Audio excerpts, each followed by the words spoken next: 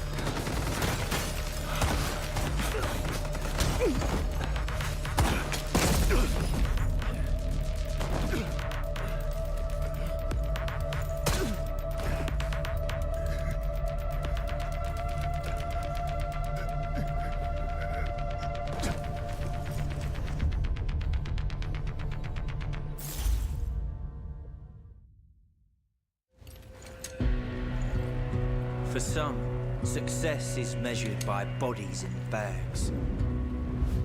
Maybe that suits them. But to me, it's measured in hearts that keep beating.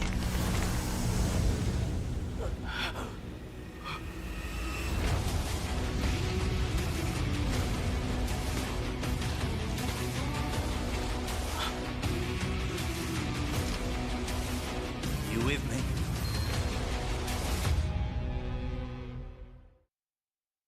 Operations. It all comes down to 3 simple rules. Search, fight, extract. Search decides how much loot you walk away with. Fight. Not every encounter needs to end in a shootout. You just need to clear whatever's standing between you and your treasure. Extract. That's the magic moment that turns everything in your pack into yours to keep. 3 phases, all connected. Miss one and the whole run falls apart.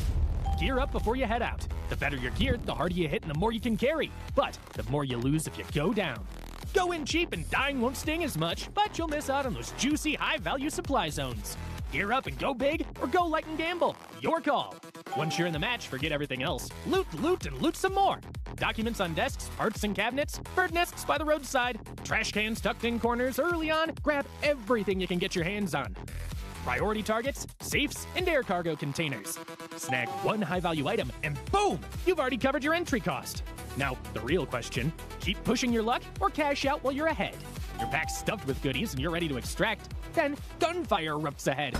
What now? Charge in, slip past unseen, or hang back and let them wear each other down before you swoop in. Just remember, die and you lose everything in your backpack except what's safely tucked away in your safe box. You choose to slip away quietly. Smart move! Your pockets are already bursting, but you can't shake that nagging sound of footsteps nearby. Even distant gunfire's enough to send your heart racing. You finally reach the extraction point. The countdown starts. Hold your nerve. Don't blow it with 2 seconds left. Extracted. That weight you've been carrying the whole run finally lifts off your shoulders. Sweet relief. Then there's the ultimate wild card. You stumble on a Mandelbrick. This thing's worth a small fortune, but the second you pick it up, every player on the map knows exactly where you are. Everyone's coming for you. You go from treasure hunter to hunted in the blink of an eye. Your only goal now, stay alive long enough to decode it and cash in big. Whatever path you choose, it only counts if you make it out alive. That's operations for you. Every extraction is a story worth telling. Go make yours. We've received an emergency transmission from Hadawi, a Havoc nuclear engineer. Patching through. This is AZ-3 facility. Reactor 2 has been sabotaged. Havoc internal forces can't handle this threat anymore. You're all I've got left. We're running blind on intel for the AL. But this region is at high risk of a nuclear incident. Keep the following in mind. Shoot, loot, then time to scoop. The signal is clear. Take action. It's okay here. Not too cold. Experiment 66 is projected to conclude in T-minus 3 hours. All units submit safety risk assessments on schedule. No! I've got to read me. No hazmat suits? Raise them! Let's make it quick. Enjoy the bomb!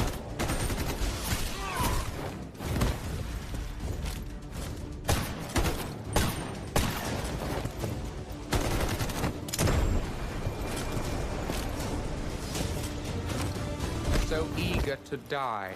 Excellent. I don't know what's happening, but reactor output is still climbing. And security thinks I'm behind this. They're coming for me. GTI, move it, now! Key verified. Access granted. Hostile signal detected. Lethal action authorized. Damn it! Someone take control of this piece of junk! Entering manual mode. Executing command. Those bastards in fusion research won't authorize shutdown because of their experiment timeline. I know better than anyone how important this research is. Hold this position. Once I finish calibration, use that console to insert the control rods immediately. Data set. Follow me. I know somewhere the signal can get through. Steam explosion at Reactor 2. Incident level confirmed. Estimated contamination radius. Careful! Don't fall! We're outside the signal blackout zone. Upload the data package to Skynet immediately. Encryption keys in the archive. Just send it! Critical alert. Reactor power output has critically exceeded safety threshold. Core meltdown imminent. All personnel evacuate immediately.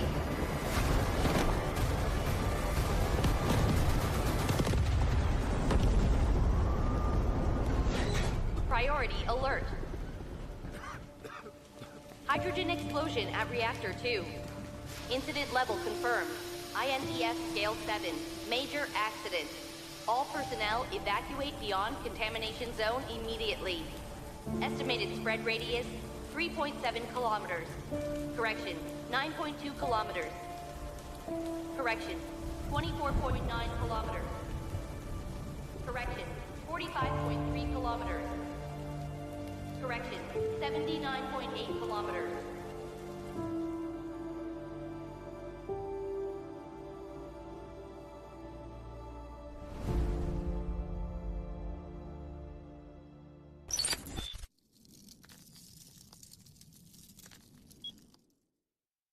Hi everyone, I'm William, the art director of Delta Force.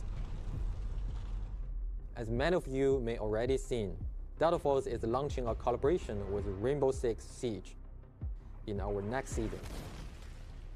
Since launch, we've seen a lot of passion and discussion from our community around the tactical shooter gameplay.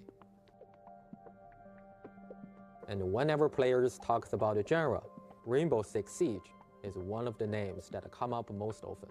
So, we reach out to Ubisoft. Bonjour, je suis Émilie Besson, directrice de la réalisation sur Rainbow Six Siege. Oui, Siege a toujours été défini par son gameplay tactique, le travail en équipe et aussi la variété des opérateurs que les joueurs ont appris à connaître et reconnaître au fil des années. Ces collaborations nous donnent l'occasion en fait d'amener les éléments emblématiques de Siege dans un nouvel univers tout en restant fidèle à ce qui les rend uniques.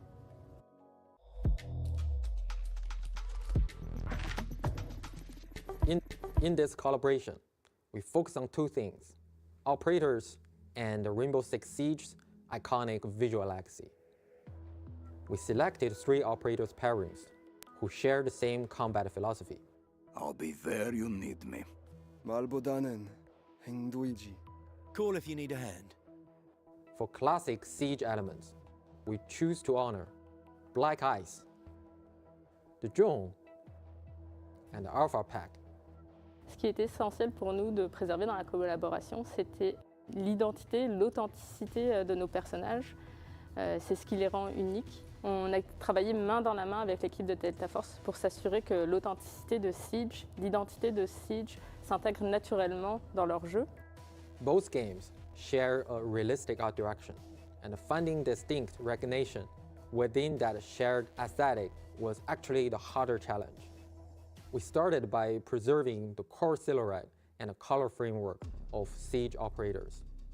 Doc and Motin's iconic deep navy uniforms, Vigil's signature custom-fitted gear, these stay true.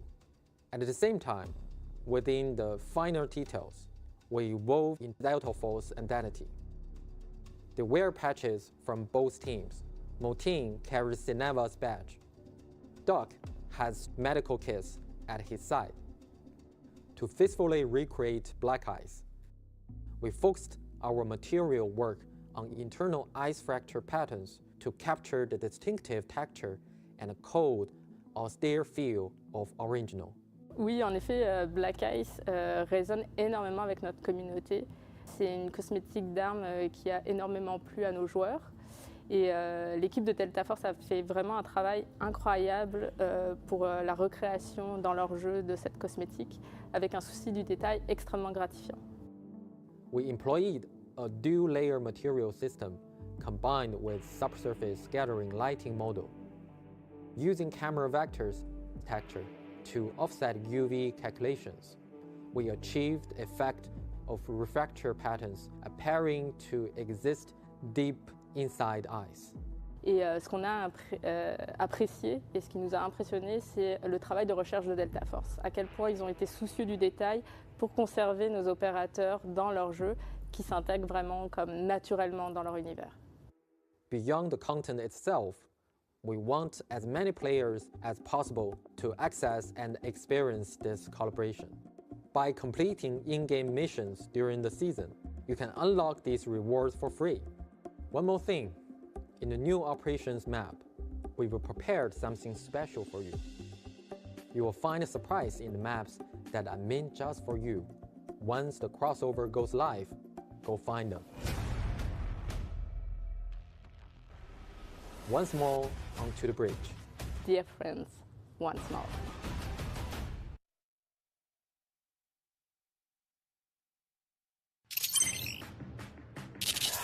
My hands are sweating. All right. Hi, Operator. I'm Gabriel Mercier, codename N2.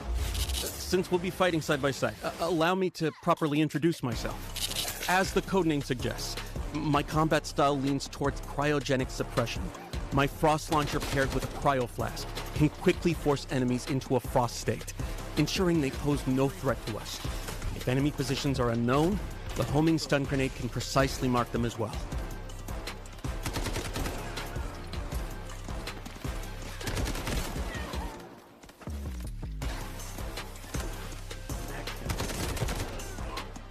Right now, I'm in the middle of a critical operation. One where failure is not an option. I hope this mission can make up for some of my past mistakes, even if just a little.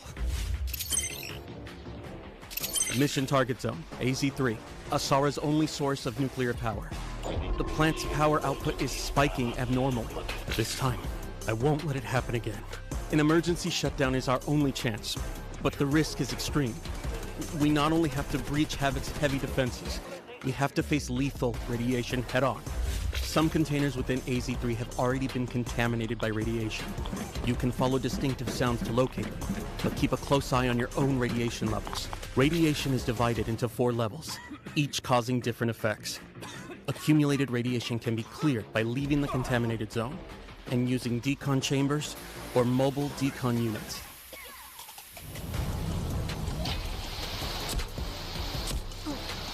During the incident, some personnel lost their access keys. We can use these keys to infiltrate the classified zones and gather intel and supplies. Key verified. Access granted.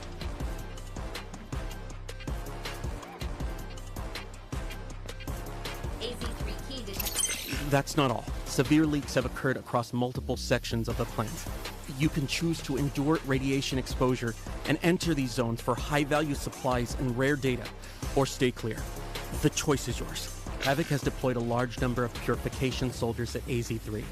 Once your position is exposed, heavy purifiers will apply debuffs like corrosion and slow movement, but attacking the weak spot on their back can neutralize them quickly. An even tougher threat comes from the relink agents.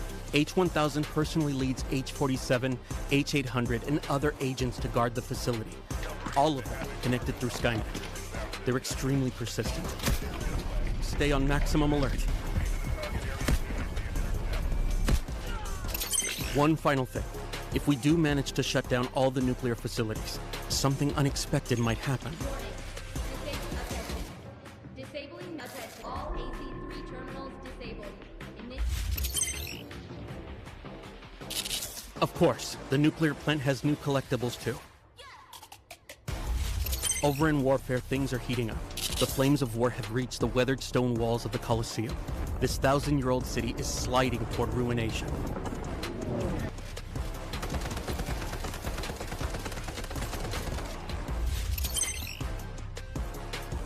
We've got new weapons. The RM-277 assault rifle excels at sustained suppressive fire, most effective from medium to long range. The SVCH marksman rifle is capable of taking down enemies in one shot at long range. There are also some bonus events coming up. Play Ole Ole Ole to earn points and exchange them for sports-themed rewards and exclusive avatars. The Meltdown Season Pass includes various tactical supplies, including a new outfit for Tempest. The new season's Mandelbricks can yield the AKM assault rifle. Astromancy's skin. Not bad.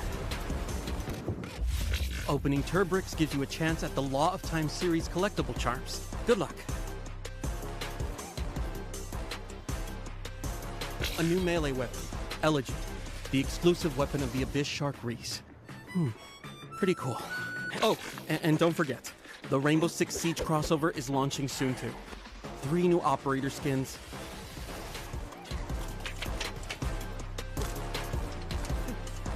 Black Ice weapon skins, and special collectibles. Now that's something. Covers the main updates for the Meltdown season. Don't mess this up. Don't mess this up.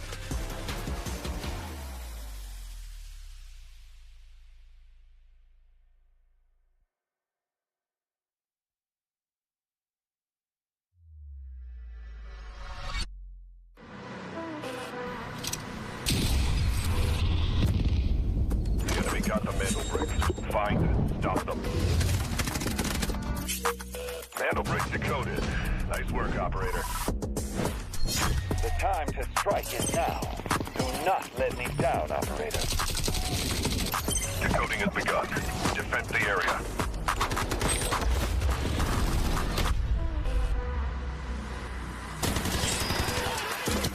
Is about to take the first Mandelbrick of the tournament.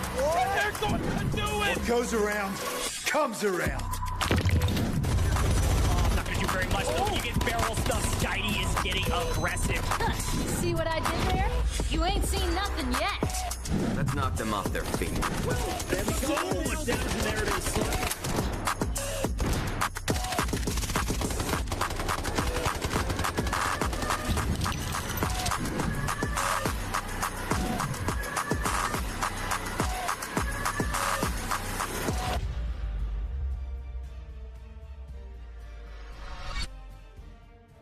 Well, good morning or good evening, depending on where you are in the world. Welcome into the Delta Force Rise series. It's EMEA Survivors Stage 2, the last chance to make it to the finals. Goj and Tiff bringing you all the action. We're going to have a dang good time today, Tiff. It's great to be back.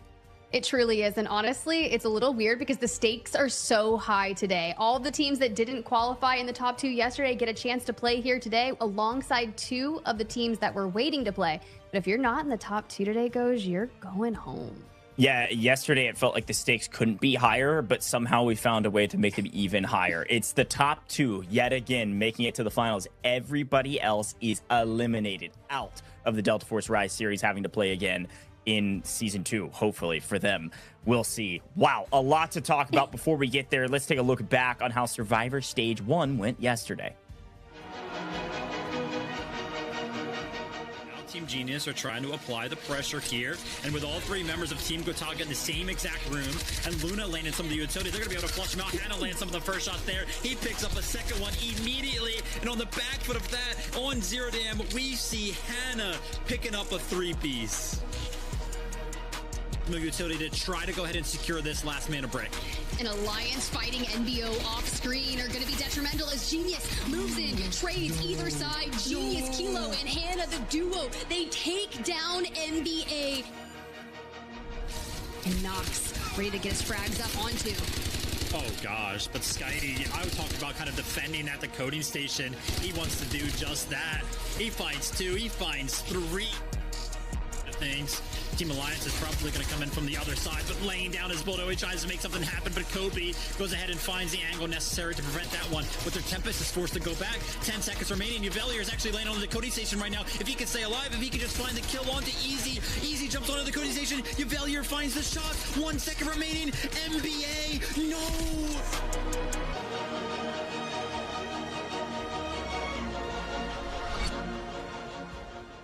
Some fantastic highlights, but it was Alliance and Team Gotaga that came out on top at the end of the day. And Tiff, I'm going to be honest, this leaderboard looks crazy. The fact that this is where we ended. That's what I'm telling you. When we were doing Americas yesterday, I was like, EMEA was crazy. We had our Brakkesh round 2. Not a single brick was able to leave that. Everyone got hyper defensive. You couldn't even get the brick off the station to get it to a decoding station. So the fact that we have Alliance and Team Gotaga that were each able to acquire one, I'm telling you, it was a crazy day. Genius looked really good, though. I will say that. NBA, maybe a slight off day alongside number 1, and FLC tried to open the door and find movement. They got some kills, but I'm really curious what they're going to do today. Yeah, I mean, I cannot believe this was at the end of round 7, and this is what our leaderboard looked like. But you're right, going to see all 4 of those teams that did not get a brick into the competition today, along with LFS and AGARTHA. But let's take a look at the overall rankings. Individual top slayers, still Team Gotaga's Nox at the top of this leaderboard at 53 total. You've got Dark Entities, who haven't played in a little while now, still into a top 3 as well. But Skydie from NBA, you hear me talk about him in every single break transition about how he's been barrel stuffing his opponents for a long time. That's because NBA has been around for a long time. They competed on land in China for the Delta Force Invitational a while back, and it's the same roster still competing, and somehow, some way, they have not made it to the finals yet, even though Skydie was a top 3 individual here. We'll see what they're able to do at the end of the day, at the end of the competition today. But Uzbishka has found his way to the top damage dealer. Actually, he's been here since basically the beginning of the competition weeks ago, putting up crazy damage numbers, whether you through utility or whether through some high caliber weapons. He does a little bit of both. Doesn't have, necessarily a top 3 position on slaying category, but damage dealing, he's been killing it throughout the course of the entire Delta Force Rise series. FLC Salawa, though, a highlight level player we have to watch as well. And then Team Gotaga's Maxa, top 3 in the damage category. Talking about assets, though, pretty much the exact same, Tiff. Yeah, a little copy paste. If you're getting kills, you're probably going to be up here on this asset gaining leaderboard. Plus, if you do have some really large extractions, just yesterday, NBA and map number 1 extracted with 7.3 million of value off Zero Dam. Yeah, wow, that's a big number for our first eco round. Yeah, that'll definitely move you up. And of course, if you win maps and are able to get out as well, that's a great way to get your money way up. And of course, supply points do matter. But you take a look at the top assists across the board, and Salawa finds his way to the top again. Maxa the same. So a lot of individuals that have had some highlight level performances, been MVPs for their teams. You see Flareich here for Dark Entities as well, making an appearance in a top 3 category. But even some folks inside the top 5, you still see Nox there in 5th overall. And WLG's Oko even putting up a ton of assists for his team. So just kind of goes to show that, yes, this is a team-based game mode, but, and we always talk about the macro of the teams, but even some micro from individuals makes a big difference for these rosters. Everybody has their own role. But let's talk about the macro. Let's talk about the entire event. You can see where everybody landed in our group stage rankings. Dark Entities, WLG at the top, and then everybody else followed from there on out. And today is Survivor Stage 2. So we saw Survivor Stage 1 yesterday. Those are the highlights. And you see who now finds their way into the finals. Alliance and Team Gotaga with WLG and DE. So today, our chance for 2 more teams to join the finals, the last 2 teams to join the finals and earn some extra cash. And of course, I'll be paying attention to, in particular, LFS and AGARTHA, who have been waiting for their chance to still play for the finals, as they were the last 2 teams to barely scrape their way out of the group stages, Tiff. It was a really interesting end of the group stage for AGARTHA and LFS, because you kind of had to lay it all on the line and have a perfect performance to make sure that you're not inside that bottom 2, in which we saw Fnatic and FPOV there. Even number 1 had to take a Friday victory on one of the final weeks to be able to get there. So now that we're in kind of our backs against the wall, a lot of these teams have felt that pressure before, but with only 2 spots on the line, you gotta be perfect. Gotta be perfect. Well, folks, if you haven't been paying attention to the Delta Force Rise series, let's take a quick look back on how it all worked. Delta Force, One game, 2 regions, 1 shot at glory. This is the complete guide to Delta Force Rise Series EMEA and Americas Season 1. Everything you need to know, from the very first match to the last squad standing. The path is the same in both regions. It starts with the open qualifiers, open to any team that wants to compete. The best push through to the group stage, where the top 2 advance directly to the finals, bottom 2 eliminated, and the rest battle through the survivor stage to earn their spot. From the open qualifiers, 12 teams have fought their way into the season, and only 1 will lift the trophy. The group stage runs for 4 weeks, with matches every Friday, Saturday, and Sunday. The 12 teams are split into 4 groups, A, B, C, and D. 3 teams per group. Each broadcast day, 2 groups go head-to-head in a cross-group match. Every match is a 7-round format.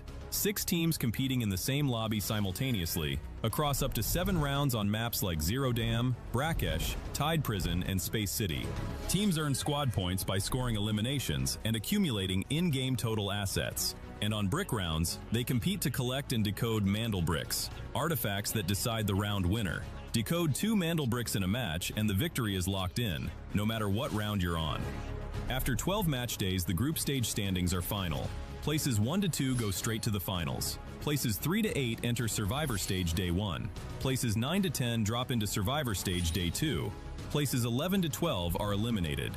The Survivor Stage is where the bracket narrows fast. Day 1 brings those 6 teams together for one 7-round match. The top 2 advance directly to the finals. Places 3 to 6 get 1 more shot. Day 2 mixes the 4 survivors from Day 1 with the 2 teams ranked 9th and 10th from the group stage. Again, 6 teams, 1 7-round match. Top 2 go to the finals. Everyone else is out. 6 teams, 1 day, 1 lobby, 1 match. This is the finals, the ultimate showdown of the season. 2 teams earned it through the group stage. 2 more survived Day 1. The last 2 came through Day 2. Every team deserves to be there. The top 3 finishers earn an invitation to Season 2. Welcome to Delta Force Rise Series EMEA and Americas Season 1. Loot, shoot, extract.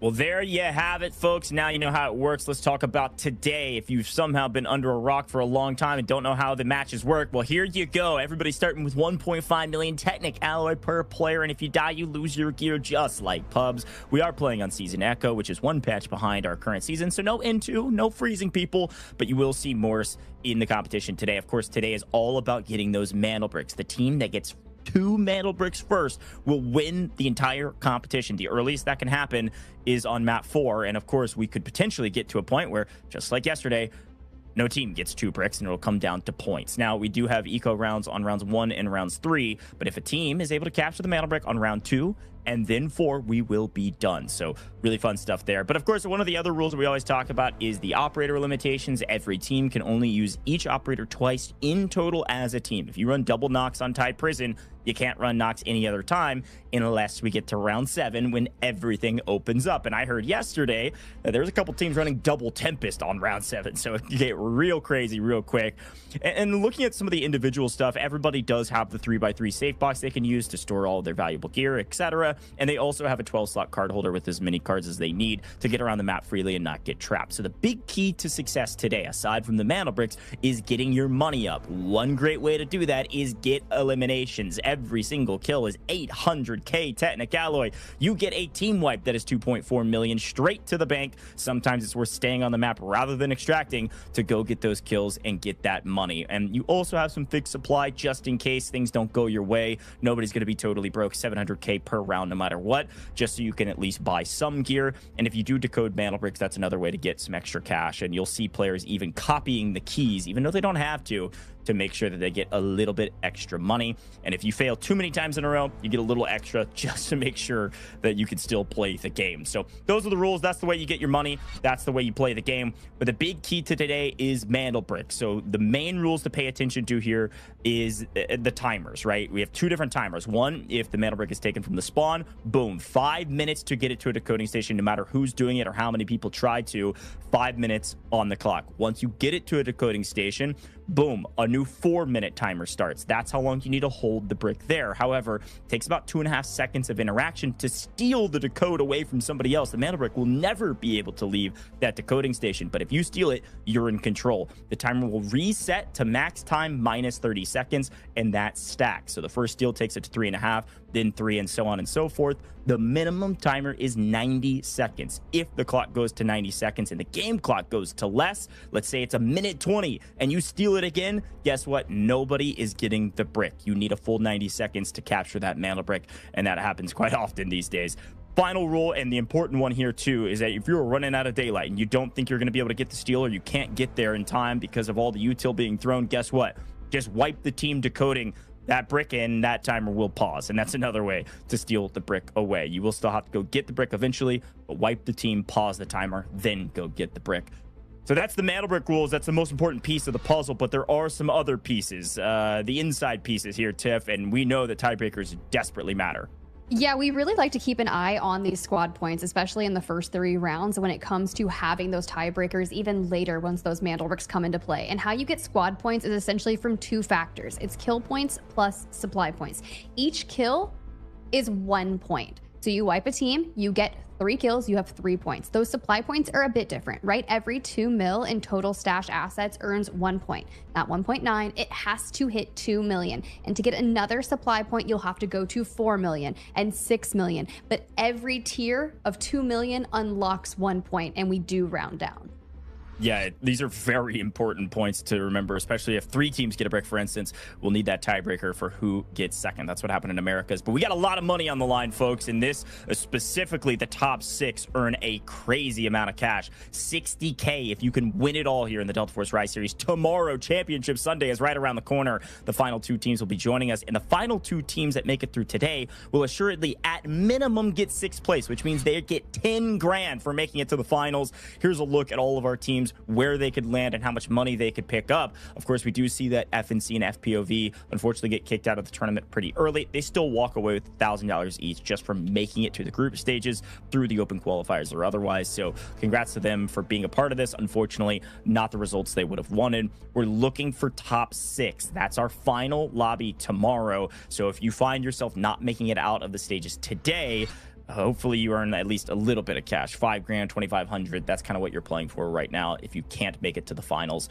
And the finals, there it is, August 9th. It's tomorrow. I can't believe we're almost done, Tiff. But quick look back on how everything went through the group stages as well. Yeah, a couple of names that are immediately jumping off the leaderboard here is the fact that GATAGA and Alliance, they were in the top 2 yesterday. So teams that are still in the lobby that have match day wins, you've got Genius, who's had 2 match day wins. Number 1 came in and grabbed that match day 10 that they really needed to do. Same with Living for Success, who only has 1 chance. They were your match 11 groups A and D winners. So knowing that we have teams that have the capabilities to get a match day win against teams that are in the current lobby goes to show that they have what it takes to get inside the top 2, which I think means, Goj, this is going to be incredibly competitive. The fact that NBA is still in our lobby is pretty intense. Yeah, they had a match win as well, and you can see they got 4th overall in the group stages. Like, really impressive stat line from them. They had a solid amount of points as well. I think they ended with pretty close to even playing for 3rd. Yeah, it was 30 total points through the group stages. So great job from them. But we got to talk more about AGARTHA because we haven't seen them in a little while.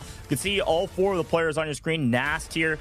In general, this has been a team that has frankly struggled through the group stages. They weren't able to find a ton of success. They still put up 17 points. They still got a brick at one point. They still had an okay time, but they're still 4 points behind being a top 8 team, and they weren't really able to catch any big wins. So this is an opportunity to kind of turn their fate in the final hour. Yeah, I think they were able to get a match day win inside the first week, but Living for Successes didn't come until the very end. This is one of those teams that was in a do or die situation of even making it into the survival weekend. So knowing that they had to clutch up, they finally get their first match day win. They looked really solid doing it. And when that happened and getting the double brick, it went the distance because Dark Entities was in the lobby. Team GATAGA was in that lobby, and they're already waiting in the final. So Living for Success has what it takes, but honestly, so does Genius. Genius. Hannah was looking insane just yesterday, playing through match day 1, making a lot of moves that allowed Genius to rack up some kills. I'm talking 4 kills alone just in Zero Dam on getting their money up. They came out, had enough squad points, and they actually chowed in Brakkesh to jump up to 17 squad points, a team that has the capability to get into the top 2 today. 100%. I mean, they're top 5 in the group stages. You can only imagine they make it to be a top 6 team overall. But FLC, let's talk about this roster as well. They find their way to 5 bricks throughout the course of the season. They find their way as the 6th place team through the group stages. And they've had their ups and downs, right? 27 points in the group stages is pretty solid, frankly. Salawa being a difference maker for this roster. You see Salawa topping most of the individual leaderboards. And the rest of the team, solid support players, etc. But in general, it is consistency that they've struggled with. And today, they desperately needed to be a top 2 team. But these guys, I gotta talk about them. Boldo, Skydie, Uvalier. I've known these guys for like 2 years at this point. This is one of those rosters that definitely is a surprise that they're still here and still fighting for a spot in the finals. If you had to say, what are your predictions today? I would say it's an NBA victory. This team is systematic. They are textbook. They know how to play this format, and things have gone pretty well for them through the group stages. But consistency, again, a big question mark. Talk to me about number 1. See, this is the team that maybe lacked a bit of that consistency that you're talking about, right? Their match day win came in at the very end to pull themselves up to mid-pack on the group series. And basically what that led to them be able to do was to play in Survivor match day 1. However, not getting into the top 2, we find themselves here. They could not find any momentum in yesterday's lobby. And it did play incredibly weird, but I'd imagine based off what they learned yesterday, they're going to tweak some strats, come into today, and completely change it up. Here's a look. All of our rosters all ready for their final chance to make it to the finals. And now, as you look back on everything that you've been through, and we see our classic map rotation, nothing has changed, of course, for our final chance to make it to the finals. I think when you look back at the group stages too, you know, I'll talk about Mandelbrick Addiction again as kind of a case study point for this region. Not a lot of eliminations from a team like Mandelbrick Addiction, but today, eliminations may matter for tiebreakers, but today is all about playing for the objective. Teams like Genius, who found 6 bricks throughout the course of the group stages, that's tied with Dark Entities, who won the group stages. Playing for Mandelbricks today, the teams that are good at that are going to be the teams on top. So as we move into our first eco round and we turn our eyes towards Zero Dam, we kind of know the normal flow of operators that'll be chosen. D-Wolf, Raptor, the top 2 pick rates by a country mile. The third, kind of just whatever your comfort pick is, or whatever operator you want to choose based on your play style, or maybe the operator you want to choose so you don't have to choose it later when you're getting low on which operators you can play. Well, as we look at our players, it's time to lock it in. It is the final chance for Genius, the final chance for all of our teams in the lobby, but Genius in particular. I said they were looking so dang good yesterday. I thought that there was a chance that they were going to move on, but once we got into those later rounds, things started to get incredibly messy. Jex, FLC even found good fights starting on Zero Dam, but things did not go their way, even with a tier 1 spawn on that first initial Mandelbrick round. But that's yesterday, and today's a new freaking day, and the world is basically your oyster at this point. A new day, a new lobby with some new teams means everything is going to play differently. Really excited to get things underway and see what these teams are able to do and what they're able to accomplish. Today is all about playing for those Mandelbricks, and I think everybody knows that. We know the way the maps played yesterday means that likely our first eco round will start fairly slow. Yep. But you never know. Somebody could say, you know what? Let's change the pace. Let's pick up the pace. And let's get active. Folks, it's time for our first eco round. It's time for our first Zero Dam round, which means you all know what that means. Well, frankly, we've got another giveaway for you. Guess what? Our first giveaway of the day. It's time to go get your Neko Mimi spray paint. You got to type in the code before it's gone. 35 total redemptions. Type it in as fast as possible. Once they're gone, they're gone. Good luck out there. Redeem in-game or the official website. When I start talking faster than normal and we're not in-game, that means it's time to get your typing fingers ready. We got a couple more of these today. Again, limited redemptions with a ton of people watching. Very difficult to do, but hopefully you typed it in fast enough to be one of our lucky winners. Let's jump into Zero Dam. First eco round. Let's see if it's going to be aggressive or it's going to be nice, slow, patient playstyle. Ooh, immediately as we got AGARTHA, the first time seeing them as they did not play in yesterday's survival match day 1. They will grab that tier 1 spawn and immediately full send into the admin area. Same with number 1 over there on the eastern side. So we'll see. Probably not going to run each other for the time being, but it's all about dealing with the boss looting up. NBA do have Cement Plat with Living for Success up there in Barracks. Now, that's another one of those teams that we did not see yesterday, could shake up the pace of play in the lobby. My big question is Genius, who are real frag heavy on Zero Dam from Major Substation, could look to make a play. It also kind of hurt them because we thought about how some teams were starting to extend out. But you've got a team that did get Visitor Center, and FLC is pretty dang hard to fight against. I like the breakdown. We'll see the split of admin loot to kick things off. Looking back on the group stages, it does look like FLC actually were top fraggers through the group stages compared to their counterparts that are still left in this lobby. So watch out for FLC. But quick look at the operators. And of course, we all know that it'll be purple and blue for everybody to kick things off. But operator choice is pretty standard across the board. We do see Genius investing a Luna pretty early.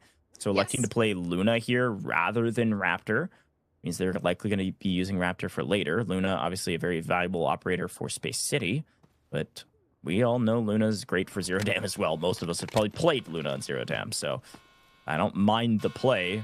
We'll see if it pays off for him. We did mirror that yesterday because Gataga also brought out a Luna on Zero Dam, and so did Genius. Of course, Gataga, though, they're already waiting in the finals. They got inside the top 2 yesterday. Genius would love to join them there. They're also playing alongside a Viren. So instead of D-Wolf, we see Viren be that aggro character for them. LFS bringing in a Nox. Typically, we don't see Nox until Tide Prison, but sporadically we'll get one on Zero Dam, and that's because they want to make plays up in admin. So now with the Raptor here using the abilities to get into the sky, kind of scout out what's going on in admin. Are there people out on the horizon? It seems as if this will be the point of contention. Slowly but surely, we will work our way to potentially the first fight.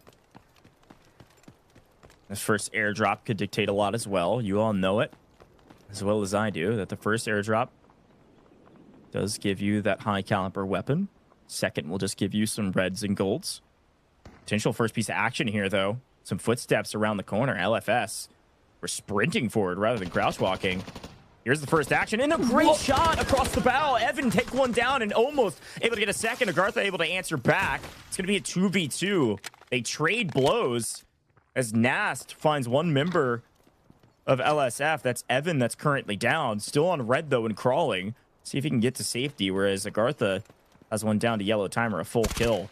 The first going to LFS. I was curious if the Blender was automatically going to try and hit the reset, but LFS keeping the aggression onto AGARTHA. And things are really difficult if you're trying to make this happen. We do need to hit the reset, but knowing where those bodies fell makes things difficult, but at least we get behind a shrivel of coverage here and immediately hop it with Stickinson holding AGARTHA for the time being, and they actually have the body of the down player of AGARTHA, so stuck as a duo. And mind you, there's still 2 other teams up here on the northern side. Of course, they're towards Eastern Admin, but if they really want to get into this, they totally could. Let's check in actually with Evan here from LFS and see how he's feeling coming into day 2. In difficult situations, the most important thing is to stay calm and do the work needed for your team. Also, if we started to deploying the Mandelbrick and we stay in our prepared positions, everything will work good. Ooh, okay. I like it. Some quick insight there. You got to stay calm and pressure, and, well, that's exactly what they're doing right now. A great job from LFS to be able to pick up their third before crediting that kill to their opponent. I love how you're talking about staying calm, and the first thing we see for them is putting up a Raptor drone in the sky, seeing where AGARTHA is, and full sprinting at it. Yes, but I mean, if you're calm under the siege like that, I love it.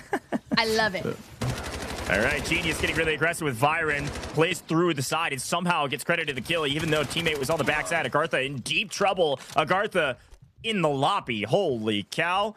Okay, EMEA, I see you. I like this aggressiveness. Some early action. The signal flare shot into the sky early of, hey, we're fighting.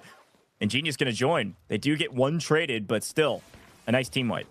And the first thing they're going to do is immediately start to scout out where did LFS go. Number 1, also showing some signs of life over here. But in terms of our airdrop going south, just above that paid extraction that's not unlocked yet, into the hands of NBA. So having Raptor allows you to kind of scout out for that. Is anyone else pushing for this airdrop? And honestly, if we're not quick enough, there's a really good chance that FLC could move for this. Yeah, that airdrop for you, Valir, is going to be bad news for everybody else. This NBA team is deadly with their high caliber weapons. It is going to be the AWM, and it's Lapua ammo, so watch out. We all know the sound of that weapon, and if you do hear the sound, you better run and you better hide, because you're about to be dead. In the meantime, we've got potential fight happening on the bottom side of admin underground. It's like MBO has gone downstairs, maybe take a look at what's going on with Genius, but also wanting to make sure they don't give up the top side of admin as well. All right. Yeah, you're right. Just a small moment here. LFS have rotated out, gone north, which is great. NBA still hanging down by that extraction, and FLC have backed off, as you can see on your screen, through major substation. Across the way, Genius has got a 2.7 mil in profits. NBA starting to skyrocket up there solely thanks to that AWM. But now it's all about thinking of what is going to make you the best in Brakkesh. For yesterday, they found 7.3 mil, killed a team, and then extracted with a full out, all three of them. Yeah, I mean, if I'm NBA, I'm probably just prioritizing getting out at this point. We talked about this so many times that it probably sounds like being a dead horse a bit. But once you get that high caliber weapon, unless you can find full team wipes and make it worth your while in the points category, use it on the Mandelbrick rounds. NBA now having that weapon and alone on the south side of the map, I think they're just going to go out via paid extract here, or at least buy it and then play the map a little bit and then retreat back to it. But we'll see what they decide to do. Of course, we're on board here with LFS. Team doing wall breaker. One, making sure, actually two, making sure they don't get flanked here and trapped. Wall breaker important for a couple reasons. One, you're going to find some nice loot from it. But two, those lucky wooden sculptures also come from wall breaker. That's another way to get gold gear rather than buying it yourself. So pretty important for them. I actually like it. Value. Yeah, they're like staying in their lane. The only thing we've been hearing from our players is like, hey, you have to focus on your game. Cannot expect someone else to do it for you. Cannot expect the loot to come. Make it happen. And LFS are doing just that. That's exactly right. The next fight that could break out is probably still MBO and Genius playing the low side of admin. But I'm very curious what this team will do. Genius looked really good pouncing onto the duo left of AGARTHA. Like, honestly, it was very quick. And you've got the Viren. You have the Luna. Not only do you get her Volt arrows, but you get the information. So we'll see how we jump back to NBA, who have activated the extract down on the south side. Curious to see if we do send the AWM out of here and maybe leave a duo onto the map to go for a fight. Yeah. That's the fair play. They are going to do the paid extract. And again, they don't have to leave. Once you buy it, it's yours. They can.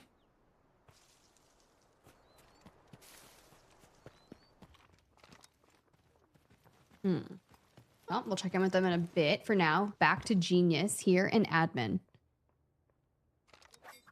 You definitely hear people outside, so that can kind of muddle some things. But knowing that NBO is needing a strong performance, we've reached about that halfway mark here in Zero Dam for our first eco round. And of course, the airdrops, the high valued items is going to favor the south side and essentially favor FLC at substation. FLC NBA could go play for that airdrop if they really want to. Again, not a crazy amount of value there, but we'll take what we can get. Fight at hand is important. LFS finally gets those lucky wooden sculptures we've been talking about. Great job on wall breaker, gentlemen. And the first shots between these two teams, there they are. About to bang out down the line of sight that they have, which is trying to catch just one before they get around the corner. Don't get it, so still a standoff. I mean, you've got the frags from Luna. You've got the ability to knock them down with Viren. This is going to be a pretty dangerous fight if you've got Genius. I mean, like, literally, Hannah had 4 kills on Zero Dam, and we're still heating up. They only were able to acquire 2 from AGARTHA. which is not going to be enough for them. But how will NBO counter it? You got to break it down. It's a completely different operator composition. You've got Uluru, you've got the Raptors. So knowing what they bring to the table, and even Gizmo's traps, throw it down. Yeah, Gizmo being invested actually on Zero Time is interesting. It's a good shout. Usually you see Gizmo on Brakkesh, some of the Mandelbrick rounds. The net is actually very nice, but here we go. Quick look at the loot. How lucky will we get from the second airdrop? So far, garbage. And more garbage. And they're large. Yikes. Okay? One small red. One small red. We take that it. Is, hey, listen, if it's for free, we definitely take it. It did pump them up to, it looks like about 1 million in total. But again, that's not even a supply point yet. So unfortunate, a little unlucky there. Little 1 slot red's not too bad. But there's MBO still just playing very slow in admin. They had info of where Genius was at first, and now may have lost where they rotated to. So going to play patient here. LFS have come out of Wall Breaker, playing shipping containers. Big question now is just, hey, are we going to be able to play for elevator extract here? Is it going to be a 3-team bang out on elevator? Somebody's got to pull the lever for that to happen. You can see NBA, again, they bought the extract on the south side of the map, but they're rotating up through barracks now. Maybe going to send one out. There we go. Now we're activating that extract up in the north. So here is the deal. We've saw some crazy southern fights just yesterday in Survival Match Day 1. But here, everyone is really pushing towards admin. I think the fight's going to be forced up here. So the close range combat, even across the way, is really peculiar. But these teams are set to make sure that we are fighting close. This fight can't take too long. LFS could rotate in and potentially play for this if they want, but likely you're going to see LFS just go camp the extract. Now that the lever's been pulled, they're going to be first to the elevator extract. Or should be at the very least. So we'll pay attention to this fight. We'll keep you updated on who's where. Because that extract will be the last chance for some of these teams to get out of the lobby, at least as a whole team of 3. And LFS do have that Nox. So they could get some crazy plays up by extract, but of course, you have to get through this first. NBO and Genius, only one of them's going to walk out of here, and Matthias grabbing at least half health there on to one member of Genius. Already working and getting back up. Genius likely waiting for Chin's knockdown. If that lands, they will full send, full tilt this fight. And they're pushing up as a full team of 3. They want this engagement. Matthias playing Gizmo, playing the flank potentially. Has a decent angle if you get that door open. Some utility landing, but not enough to really make a full aggressive effort for the likes of MBO. So we slow back down. I mean, this is just going to be a waiting game. In the meantime, the quick update is that LFS do have control of the extract. Maybe they'll leave. Maybe not. Who knows? We got 4.5 minutes on the clock to go. And usually this is where we start to see all of the teams culminating around as we dive back towards the map. There's LFS up there by that extract point you're talking about. Even an Imperator kind of angling towards that hallway down in case people want to go north. FLC have now moved into that other side of admin in which Genius is kind of crossing over to. No. Come on. Oh, no. Wait! Oh, we're still getting away with it. The timing was abysmal, but it's still, no, it doesn't work, FLC. They're able to win it, wiping Genius. The timing of that play, FLC were throwing util over the top when Genius swing, but they were just so not expecting FLC to be here that they get obliterated and don't even get a trade. After all of that, Genius get cut down by a nice play from FLC to get a piece of the action. And all I can say is wait, because you just see Silua, you're right, throwing the util across the way. It opens up. NBA Uvalier is going to fall at the hands of Matthias, who was waiting for a cheeky window angle and is immediately able to bounce down, get some util on the ground, cover the body, and push forward. Skydie with the trade back onto Ender, brings it to a 2v2. But how low is Skydie from that? Skydie actually making a huge play here. He's going to heal back up as well. And Matthias doesn't get a hit marker. He misses him. He's still inside, but he missed him from before. So Skydie gets really active and he wins the engagement. Skydie's going huge to keep his team alive and get some extra kill points on the board before he inevitably gets cut down or gets that team wipe he's been battling for all by himself. Does he get them all? Absolutely. Boldo cleaned up. But still, Skydie stands tall and now running for the hills because FLC are trying to third party this. Really well done from Skydie there to get a full team wipe essentially by himself. I mean, he broke it down. 1 is 1s. He had the D-Wolf ult activated, so he was moving a little bit quicker. But FLC, and yeah, I don't know if Skydie's got another 1v3 in him, and I don't imagine that FLC will isolate and push him. LFS does send 2 players out via extract and leave Stickinson on the map. That's going to be their next player. Oh, they're still chasing. Yeah, Skydie's on the run. 2 hot on his heels and the 3rd close by as well. Afraid of getting isolated. He's going to take a bit of damage here. They're going to catch up to him eventually. He is running D-Wolf, so he tries to stand and fight. He will get cut down. FLC find their 4th. But Skydie's got to be happy about that one. They could have had the AWM leave the map. They could have sent one out. They elected to all stay together and unfortunately get punished for it. Just a weird angle. They lose, I believe it was Uvalier that had the sniper in hand, who was kind of peeking the door. And I think it was Matthias or one member of NBO that just had this odd angle where they could lace him up and get the full. And they put NBA on their heels, but somehow able to stand still on their feet. Wow, what a play. The first thing you see when you kick down a door is your shoes. But here's the deal. Stickinson's still on the map. They only have 1 kill at the hands of Evan there, thanks to that AGARTHA team where they picked 1 off early on. The Stickinson looking to see if he can find any numbers on the map. No one knows who's all left on the map at this point. And if Stickinson can find some, he's on the prowl. Jack's still inside the building, scouting for the 2 running up ahead. If we can find Jax, checking back. There's the Nox play. Just unfortunate timing. Oh my word! Stickinson, relax, dog. Why does everything look so sketch?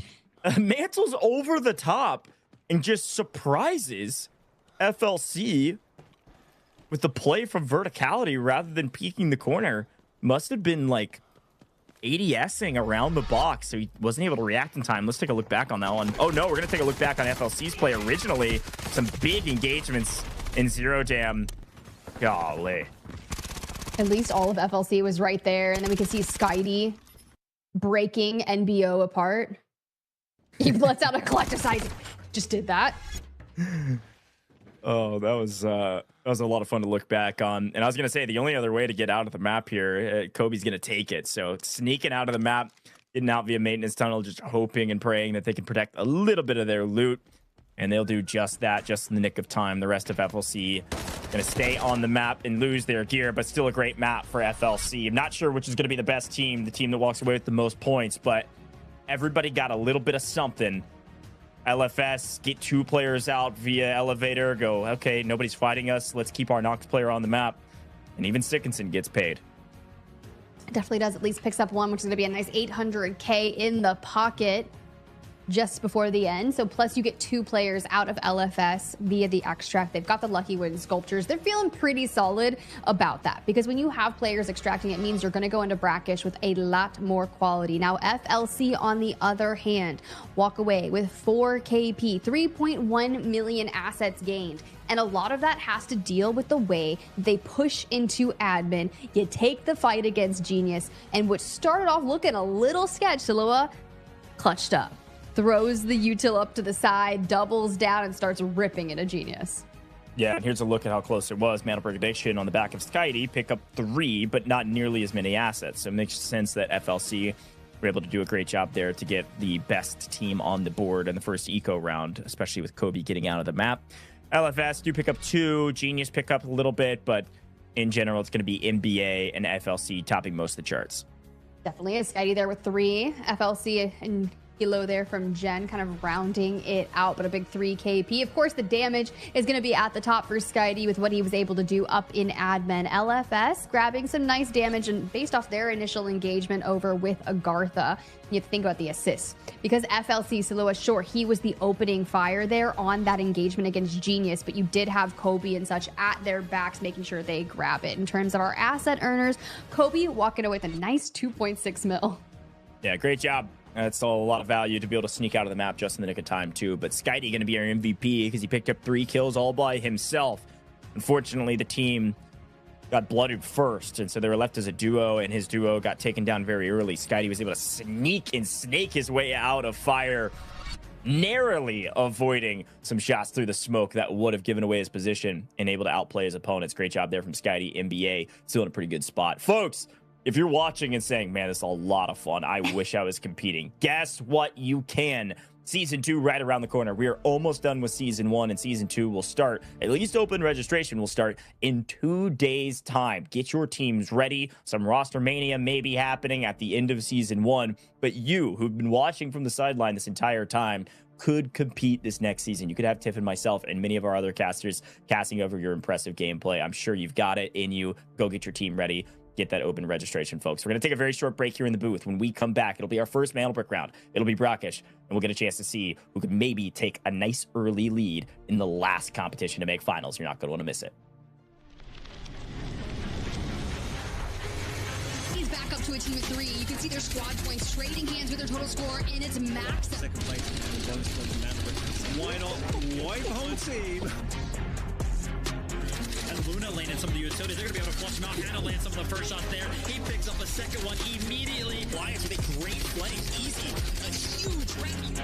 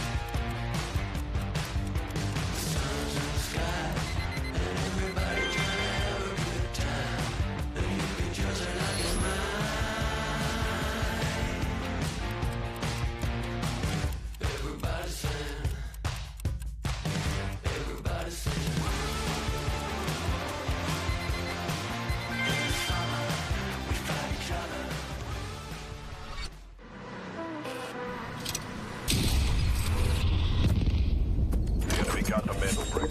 Find and stop them. Mandelbrick decoded. Nice work, operator. The time to strike is now. Do not let me down, operator. Decoding has begun. Defend the area.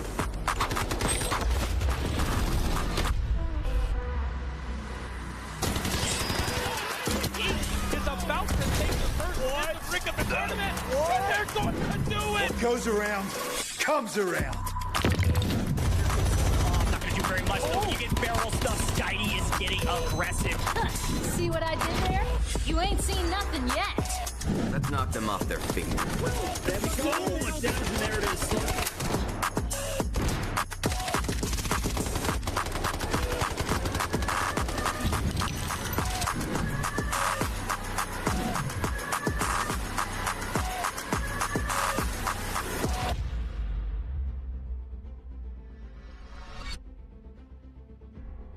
Welcome back. Delta Force Rise series here. EMEA Survivor Stage 2. Last chance to make it to the finals. And just like our break content shared, Skydie was getting aggressive. NBA pick up their MVP of the match, but the MVP as a team was FLC, picking up 4 total kills. So our leaderboard may be fairly tight after the first eco round, but those 2 teams are likely on top.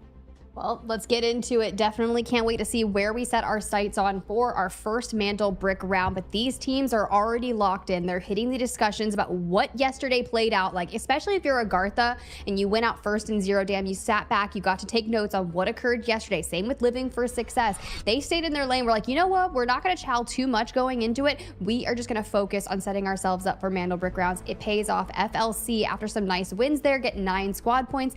NBA, couple good fights go their way, 6 squad points, tied alongside LFS, who did get out with those lucky wooden sculptures, mind you. Genius, who get wiped early, same with the AGARTHA. And number 1, after picking up some movement there onto some players, it's pretty close, okay? It's still close.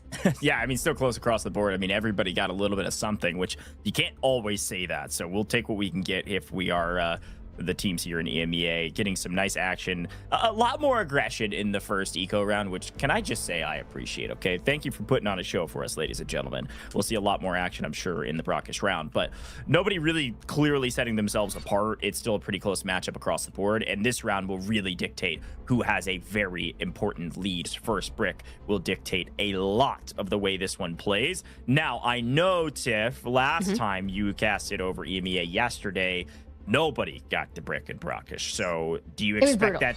Do you expect that to be the case again today, or do you think somebody's going to pick it up? I think someone's getting a brick. I 100% think we're seeing that. We did have, I believe, 2 teams in EMEA invest to bring in a Tempest on Brakkesh. Didn't actually pay off. Now, mind you, we did go for that Royal Museum decode, and it turned into a bit of a bloodbath, all right? Yeah. It was trading hands a ton. People were really vying for it, but it came down to the fact that our numbers were just there, and the time was not on anyone's side. So Uluru, if we are going for the Royal Museum decode, is going to be really vital, right? Those incendiaries, you pop it on there. Toxic for the info. Raptor, yes, of course, with scouting for behind there. But honestly, I think Gizmo is more vital.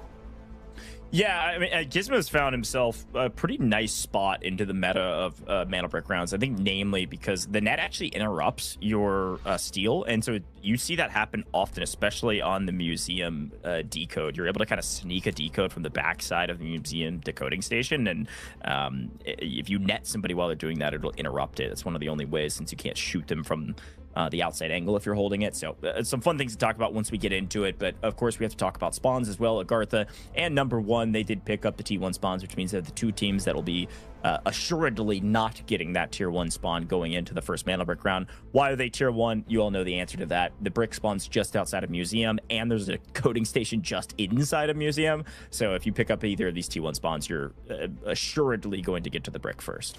Well, let's get into it, honestly. We know the teams that are going to potentially be getting down in the new Tower of Babel. They'll loot quite a bit before descending up above to focus on the brick. But one thing is to be certain, if you want to compete for 60K tomorrow, you've got to get a Mandelbrick. 2, even better.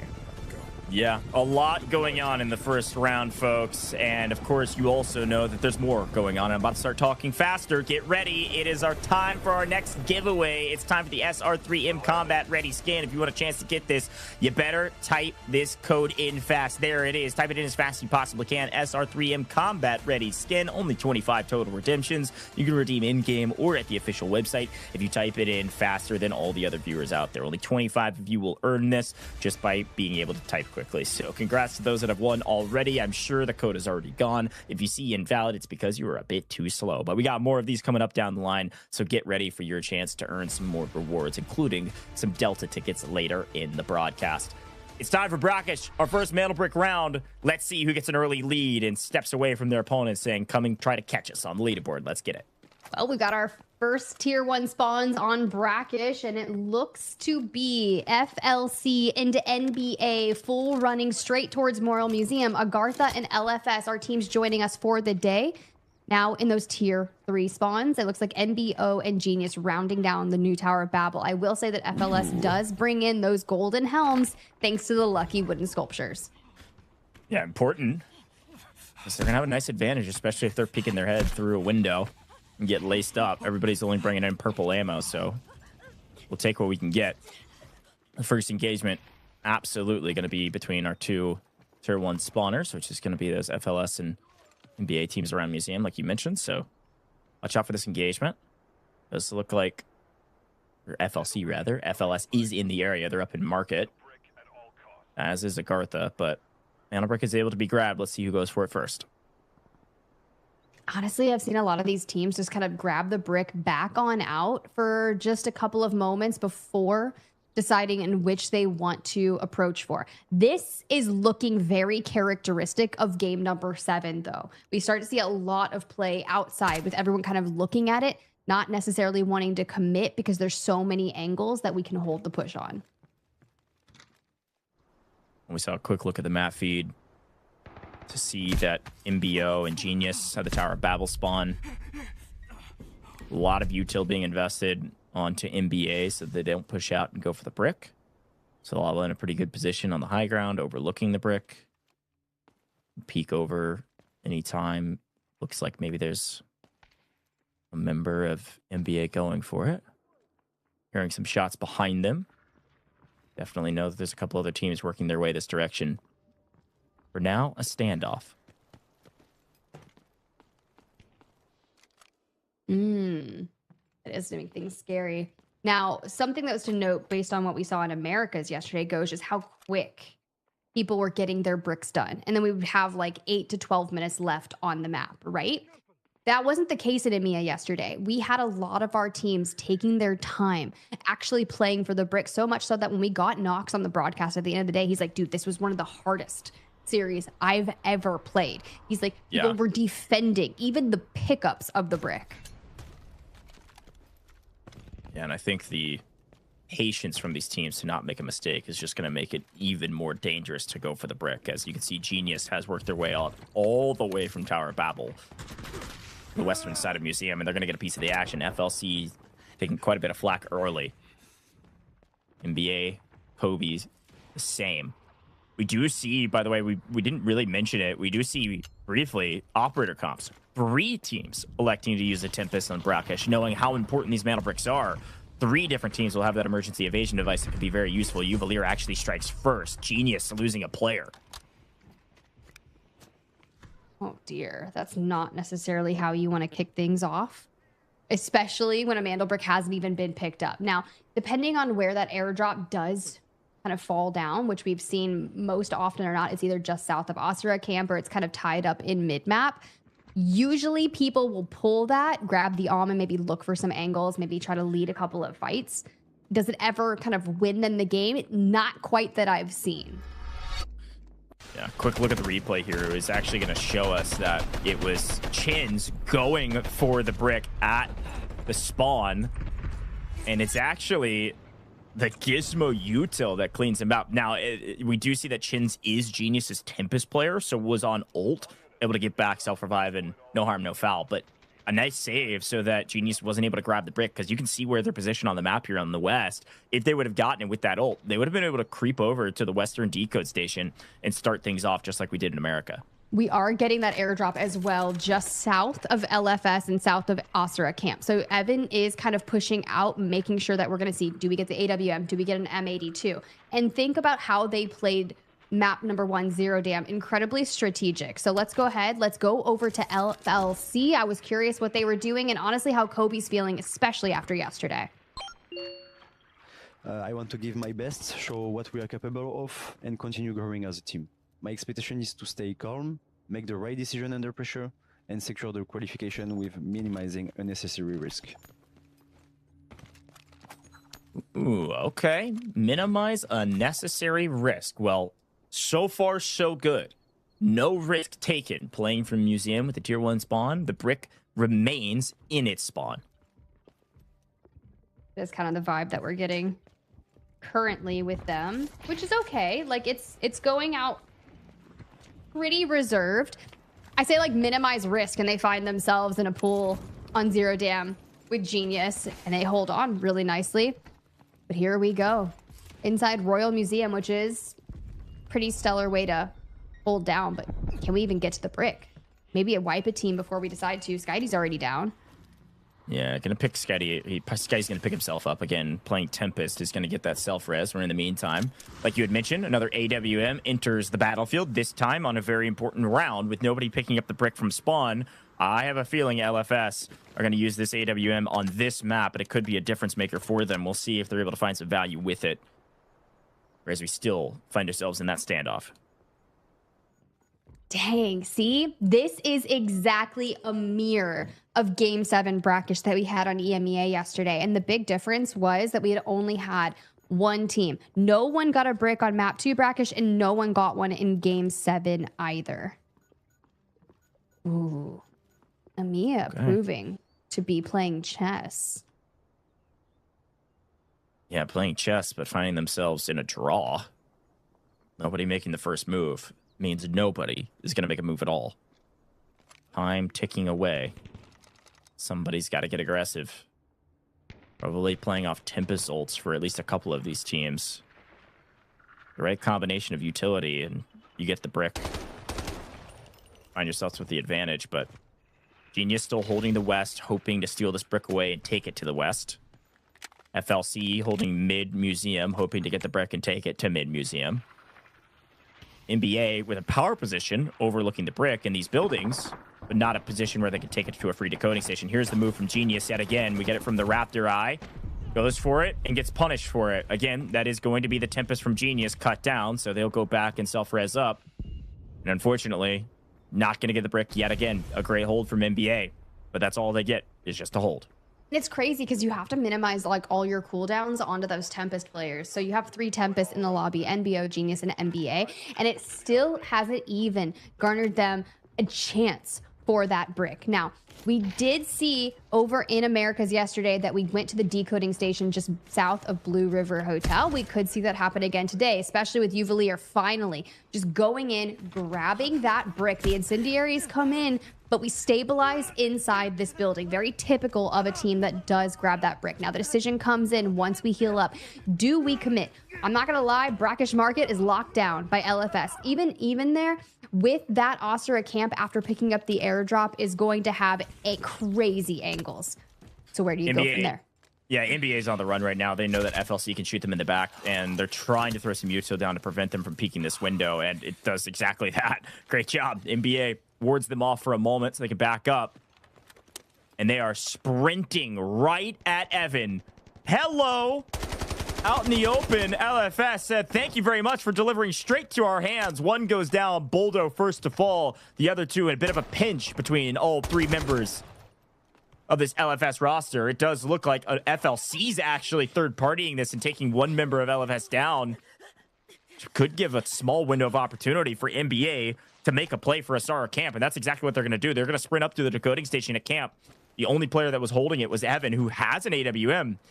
But they've snuck right through the line of defense. NBA going to plan. Well, good for them. They've gotten through it. Now, we haven't really seen an Osira camp decode in quite some time now, and doing it as a duo with a Gizmo and a Tempest is not going to be easy. So watch the cooldowns on Skydie there with the Tempest. Means we have plenty of resources available for AGARTHA. They do have the second airdrop land at their feet. It's going to be those high-valued items. Typically a bunch of golds, but here we're pulling for AGARTHA to find some, you know, decently sized reds. Yikes. Not getting it. That was rough. That's maybe the worst one. I think I say that every time, but that actually was the worst one. No reds at all. Hardly half a mil. Probably a lot less than that. Another knock, though, comes through, this time between LFS over towards FLC. The brick currently being decoded. Frankly, I've only said this a couple times. As much as I like repeating myself, I will say something a bit new. This is my favorite decoding station on Brakkesh. I think it gives us some really engaging fights. It's really going to be fun to see if NBA can actually hold this. Since they're playing as a duo, they have to play a little bit more touch and go, probably go for some steals back and forth. I don't think they're going to be able to hold this entirely by themselves, just 2. One of the best positions is on top of some of these 10 roofs. If you're able to use the Alluru, which they currently don't have, to throw down some cover, it's a great spot to hold over the top of the brick, but let's see what happens. Ooh, and we're getting lit up. Genius itching for a fight. Doesn't quite commit onto it. Wanted the knock there before pushing in. Down to 2 minutes and 30 seconds. If NBA holds this out as a duo, we are about to see something absolutely crazy happen over on the EMEA side. Here's the problem with the camp is that you do have to hold north and south at the same time. And as a duo, that is going to be extremely difficult. LFS going to be working towards the north side of camp through Azure Town. And on the south side will be Genius. Here's a look at the map feed. Genius has got south side, LFS going north.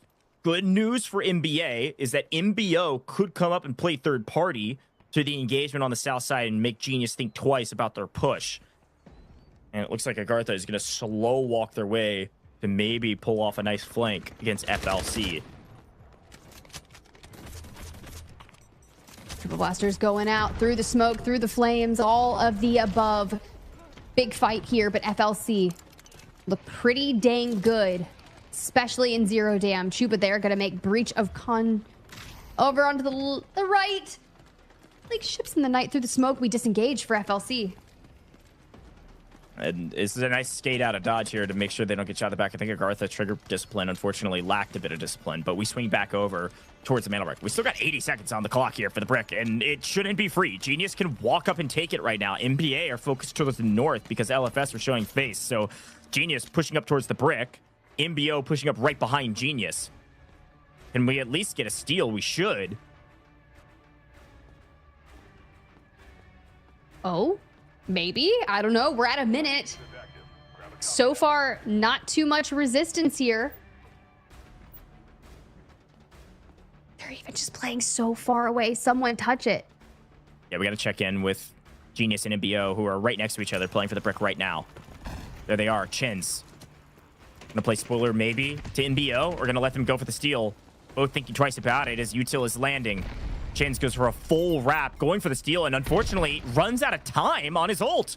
No ult for Genius. MBO got to make a play, and they're nervous about it, but you're on Tempest, but you're off cooldown. And now he's getting called back to help his team. Somebody's got to go for the steal. They're all too timid for it. It's going to be Genius going to be first to make the play as MBO takes a bunch of damage. They finally get it, finally grab the steal, finally back off. Genius in control of the brick for now, while MBA waiting in the wings, holding off LFS from the north. Nothing like Genius just saying, fine, I'll do it myself. Fight's still looking to break out. More smokes come through. The craziest angles from Truba trying to make that happen. The assist knocked down onto NBO as they get deleted. Agartha finally showing up here in the kill feed. Big pickup as a full team goes down. Less teams fighting around the brick, but still plenty. FLC lose one. Chins, a nice angle. Genius holding the brick and now in a player advantage around the brick. Agartha going to be the team to play spoiler. FLC able to strike back. Genius in deep trouble. Genius out of here as well. What a hold and I guess a revenge tour for FLC. Struggled throughout the course of the group stages, but they did find a lot of kills, and they're finding a lot today as well. What a move, and now nobody in control of the brick. Nobody. NBA's down to a solo. It could be LFS, could be Agartha, could be FLC, knowing that they have 3 players up on their teams together. But here we go. Elsewhere, LFS starting to set their sights onto the remnants of NBA, send them packing back to the lobby. And this is why sometimes you play slow in EMEA. NBA were the first to go for the brick, and they get it, but they lose one player, and because of that, there really wasn't a play that they could make as a duo. So difficult to hold the onslaught of your opponents. So we turn our eyes to a 3v3v3 for the brick. Now, I will say, I think this brick has only been stolen once, and this will be twice. I want to say this timer is 3 minutes. I don't know if the players know that. It's either 3 minutes or 2.5 minutes. All I know is you've got to go for it, like, now. And it looks like FLC is trying to do just that, but Agartha stops them. A great hold. And Agartha going to commit with D-Wolf maybe to go for it. Do it? Knowing somebody's peeking. Yeah, Evans actually got the arm on it. This is looking like nobody's going to get the brick, if my calculations are correct. As I push up my glasses and get a little nerdy, I think that nobody's getting this brick. I don't think there's enough time. The game clock too low. I'm telling you, that's exactly how Brakkesh was running yesterday for EMEA. The clock was ticking down. We didn't get active enough early, and it was just because everyone was getting denied, trying to manage those cooldowns. And for Evan, sure, we've got that high caliber weapon, but it has not landed the shots that make the difference for you. You would have to let this brick change hands multiple times in order to get that timer down enough to even go off here on Brakkesh. Assuredly, no one getting the brick, and it's looking like the players recognize that.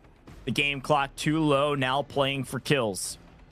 Points desperately mattering at this point when we know that no one will have a brick moving into another eco round. This leaderboard entirely dictated on how many kills and how many supply points you have. Here goes AGARTHA. They've got player advantage over FLC, and they've got one in their sights with some intel over the top.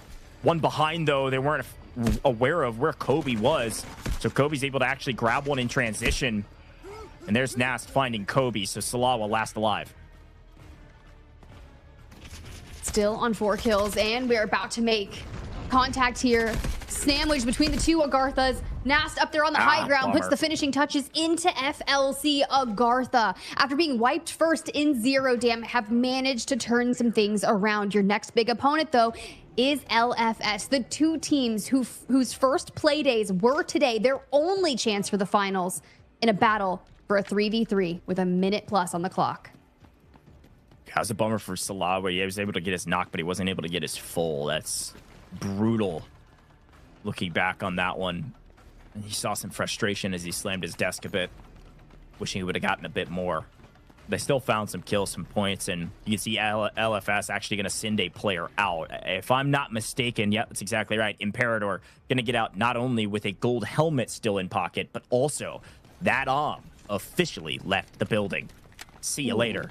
Imperator able to take the sniper out with him. LFS going to be in a power position moving into round 4, where they likely bring it back out. All right. Well, hey, at least you were able to manage and save some things there. They seem like they're kind of okay with how this map played out for them. With 30 seconds to go, who's going to be the final? A little 3v2 action. AGARTHA, though, does take a hit of Incendiary, but that'll connect. Nice headshot over the top. And now it's Evan, last alive for his team, running for the hills, trying to stay alive, and he can't do even that. AGARTHA, the big winners of map 2, frankly by a country mile. That is 8 total kills for this trio. Really well done to show up on the backside of a lot of these fights and find their way to the top of them. Wow, what a move from AGARTHA, a team that's been waiting in the wings, waiting to play, having watched yesterday because they had some frustrating rounds in the group stages, will likely be on top of the leaderboard after 2. Ooh, all right. I mean, things are definitely shifting up. Now, honestly, I didn't know what to expect, if we were going to see something kind of similar to what we had witnessed yesterday in EMEA. And it does seem that it is a copy-paste. Unless some things change. I will say, Goj, we did not see a brick go to anyone for, like I said, maps 2 on Brakkesh, map 7 on Brakkesh. Our first brick was maps 4 and 5 on Space City, but our best team on Brakkesh, AGARTHA, man. Yeah, and frankly, it really wasn't even that close. 8 kills is ridiculous. They also picked up 1.3 in their safe boxes. Nice shot from them. Plenty of damage. Great third parties, great engagements, got their player advantages and executed on them. There's the rest of the kills across the board. Unfortunately, NBA, for getting the brick and putting it into decoding station, don't get hardly anything for that. A little bit of resources that'll go to their stash later, but not a lot. Number 1, the same deal. Not much to write home about. The 3 teams on the left side do pick up a couple kills here and there, and Evan finds his way to be the top slayer. Even though AGARTHA slayed out more, Evan, as an individual, did pick up 3. I mean, but then you round out the leaderboard with 2 players of AGARTHA with 3 each. Back to the damage dealer. It's going to look very similar. Even Evan there at the top with 766. AGARTHA rounding out the middle. And as we keep on moving through the assists, our king, and Yaku to have 4. Chuba to have 3. God, dude. AGARTHA is like, we understand exactly what we need to do. And sure, we may only have 1 match day win from the group stages, but we're coming in swinging. Yeah, great job. Imperator, the only player to extract, so he finds his way to the top assets as well. But it's going to be Yaku is going to be our MVP from round 2, as he did find his way to 3 kill points, 4 assists, plenty of damage, and even a little bit of assets as well. So great job again from AGARTHA and Yaku in particular. But in general, a very fun map to watch. Even though nobody got the brick, at least we were playing for the brick. Once the brick was thrown into the decoding station up at the camp, everybody showed up and everybody wanted a piece of the action. Folks, you see it down below. Drop a follow in all major socials here with Delta Force. There's a lot going on in the scene from Season 2, of course, with the Delta Force Rise series, and more updates coming up down the line. Season Meltdown has been a blast as well, but a lot going on in the Delta Force ecosystem. Folks, we're going to take a very short break. When we come back, it's going to be Tide Prison. Things are going to get sneaky. People are going to be playing Morse, using sonars, trying to pick up any intel that they can. It could slow down, but EMEA, they've been picking up the pace recently, so you never know. Have to wait and find out. We'll see you in just a second. He's back up to a team of 3. You can see their squad points trading hands with their total score, and it's max. Second place. Bonus point from Mandelbrick. Why not wipe home team? And Luna landed some of the utilities. They're going to be able to flush him out. Hannah lands some of the first shot there. He picks up a second one immediately. Bryant with a great play. Easy. A huge rescue.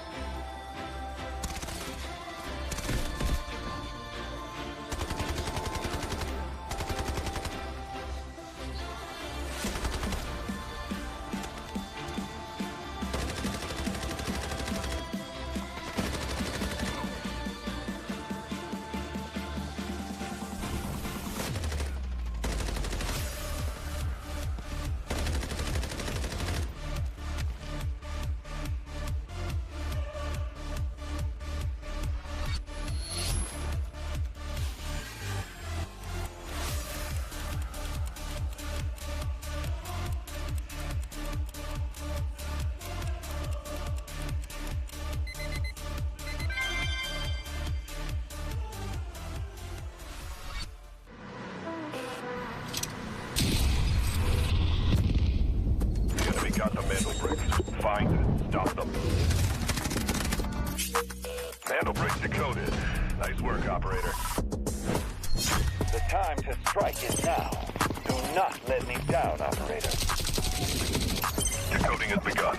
Defend the area.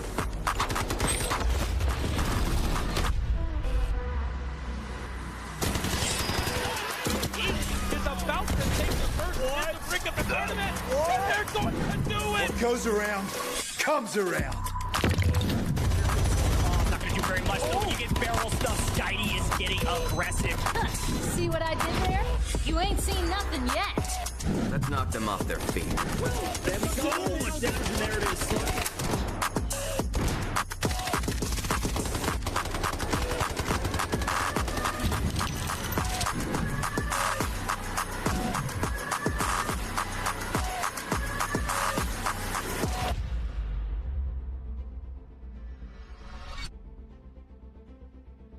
Welcome back, Delta Force Rise Series EMEA Survivor Stage 2. We just wrapped up our second map of the day, and no one got the brick.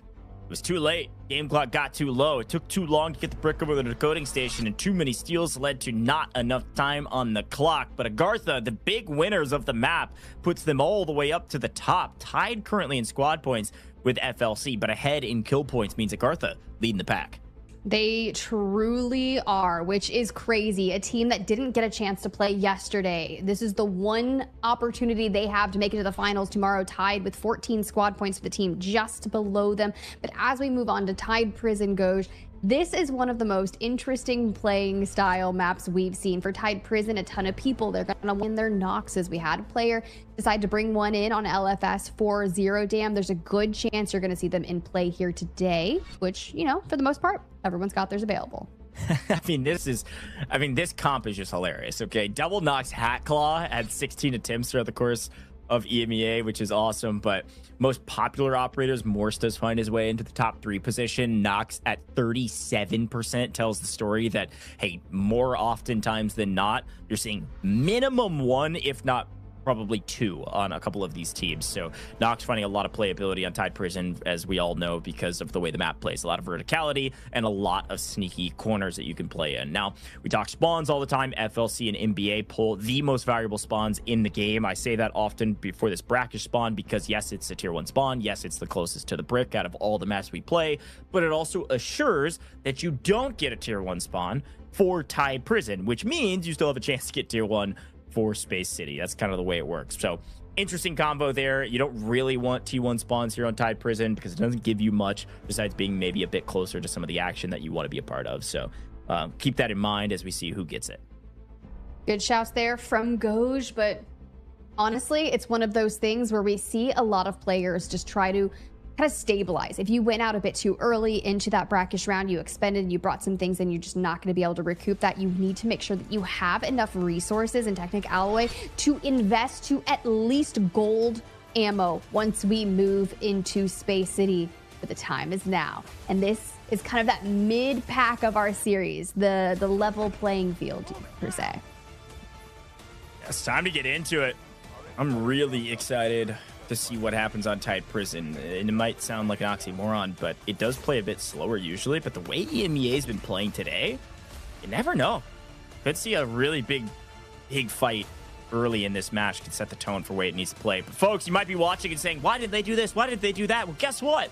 You can prove that you know how to play better by playing in Season 2. Come join us here with the Delta Force Rise Series Season 2 Open Qualifiers starting soon. Registration opens in 2 days' time, August 10th. Go sign up with your brand new roster. Work your way to the top, and then you'll hear myself and Tiff and many others casting over your gameplay, hopefully, if you're able to make it through the qualifiers. It's your chance to compete. Go get involved. You can follow Delta Force for all those updates as well on everything Rise Series and beyond. But let's get into it. Tide Prison time, Tiff. Let's see what the players decide to do and how they decide to take some engagements, hopefully. Well, it's all about what our players are bringing in, and I do see a ton of knocks in play. For AGARTHA, they're going to elect to have one. They do have the Gizmo, and they have a Toxic. A double is going to be brought in by NBO alongside their Hackclaw. NBA, they want to get crazy with a bit of a Viren Raptor Alluru comp. Genius going double knocks as well. A big fight potentially on the south side of the map. AGARTHA, Genius. This is a classic 3v3 engagement that happens almost at the beginning of Tide Prison, and every single time we see it, usually it takes a while. And a lot of util being invested. Quick look at the operators. You see MBO running classic double knocks. Same with Genius. Otherwise, no knocks from MBA. They like to actually use an Alluru with their Raptor and a Viren. So watch out for MBA on the map. Not trying to sneak. They want to go get aggressive. I'm okay with people getting aggressive early, but you have to think after AGARTHA got wiped early in Zero Dam, come back swinging in Brakkesh. It's all about what you can do on Tide Prison. Elsewhere, LFS. Loot gods of our day. Finding some nice reds. They have been doing a pretty good job of prioritizing some supply points, which I can appreciate. Genius slow crawling their way up to a different angle, maybe on AGARTHA, while they loot. Do a quick vibe check here with AGARTHA's Chaba. I think we lacked confidence in the last match.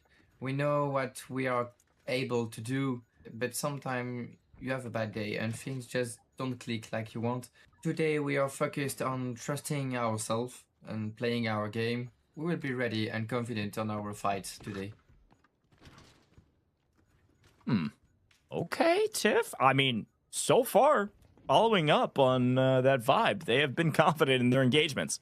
Yeah, look, that's exactly what I think you kind of have to be. And I completely agree. Sometimes there's just days that these games do not in any way, shape, or form go your way. And you can beat yourself out about it, or you can just focus on what's next and the game at hand. And I think doing that, it could send them into the top 2. Definitely possible. Look towards LFS. Creeping their way from east to mid-map, even zipping over. Everybody just trying to loot up what they can along the way to see what they can find, while trying to get some intel on where the rest of the teams are.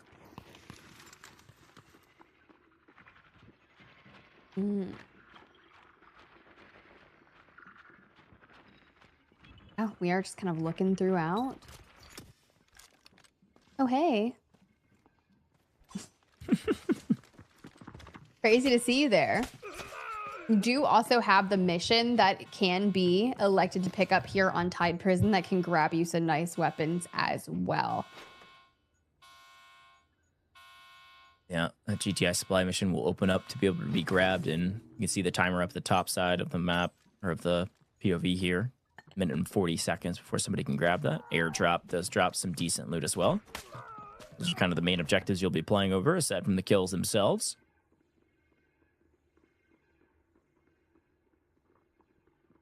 in that. It's just about where can you kind of sit yourself up, where you can scout, you can listen, or people typically rotate into, maybe catch someone off, not expecting it.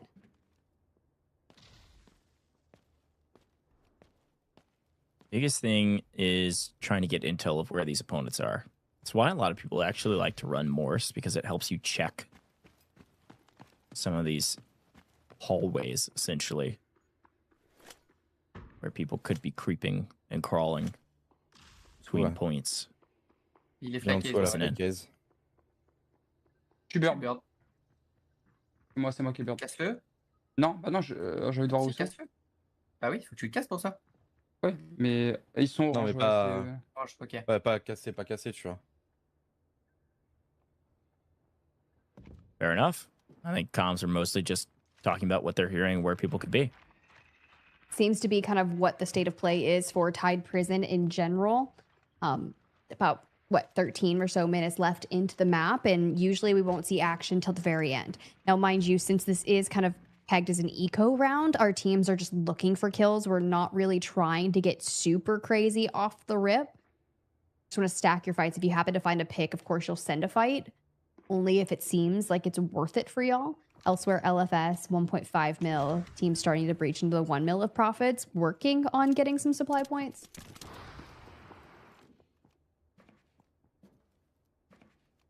Creeping and crawling around the map. FLC in the sights of NBA. Definitely got some intel this direction. Still, Genius and AGARTHA are the two teams closest to being in an engagement right now.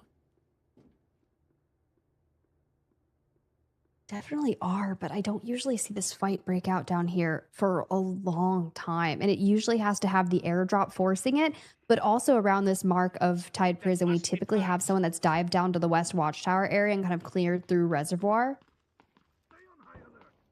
But that hasn't happened. Yeah, and Warden mission started. See, that's currently ongoing, so I want to make sure that we can complete that so we get our high caliber weapons in theory. Get it? Would love to see that. I mean, we saw LFS get some nice weapons there onto Brakkesh and potentially get it out. But NBA did find some reds early on and are still looking to see, hey, is there anything else that could really benefit us? In terms of where that airdrop might go, we do see it outside the west side area to the north. Does tend to go into Reservoir a lot. So Genius could kind of peek through that upper area and have access to it should they decide to. No one's really down in Reservoir to vie for it if it goes there. But of course, we'll find out in less than a minute. Uh-oh. Salaba. Oh, he knows. Oh, he might know. Good call. I mean, 2 steps away from getting obliterated. And he may have heard some footsteps, maybe wasn't aware of how close that truly was. MBO have 2 Noxes.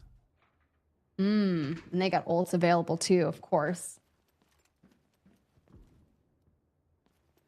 Could Kobe open the door for them on this with an Ox of their own? Nice from LFS in the meantime. Again, finding their way to the high caliber weapon. They pick up the M82 this time. So LFS have an in their stash, and now gonna have an M82 if they can get out with it. What a wild turn of events for them going into map 4 and 5. Kind of playing the long game, right? Wanting to get onto Space City or some of those sight lines that they can control with those weapons to hopefully get themselves a Mandelbrick.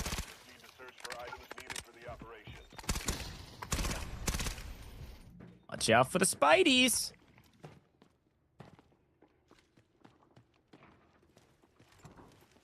Okay.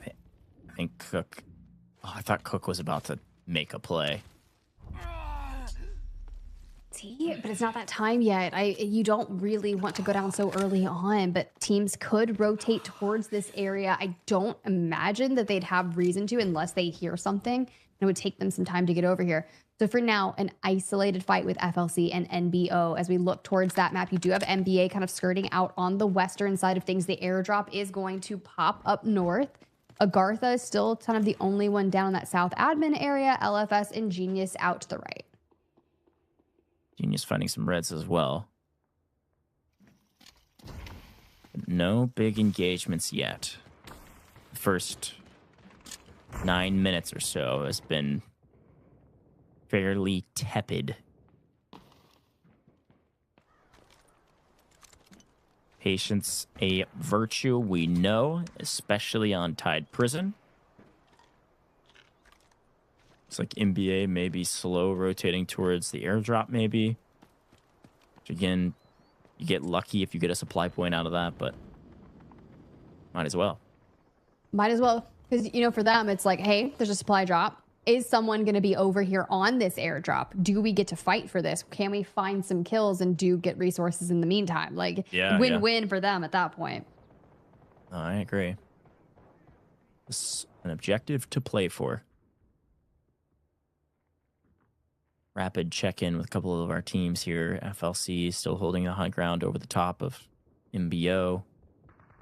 Genius and LFS are close by. It sounds like some shots potentially being thrown down that direction, but nothing landing yet. Boldo. Ooh. Yeah, some nice recon over the top, actually. Seeing where some people are.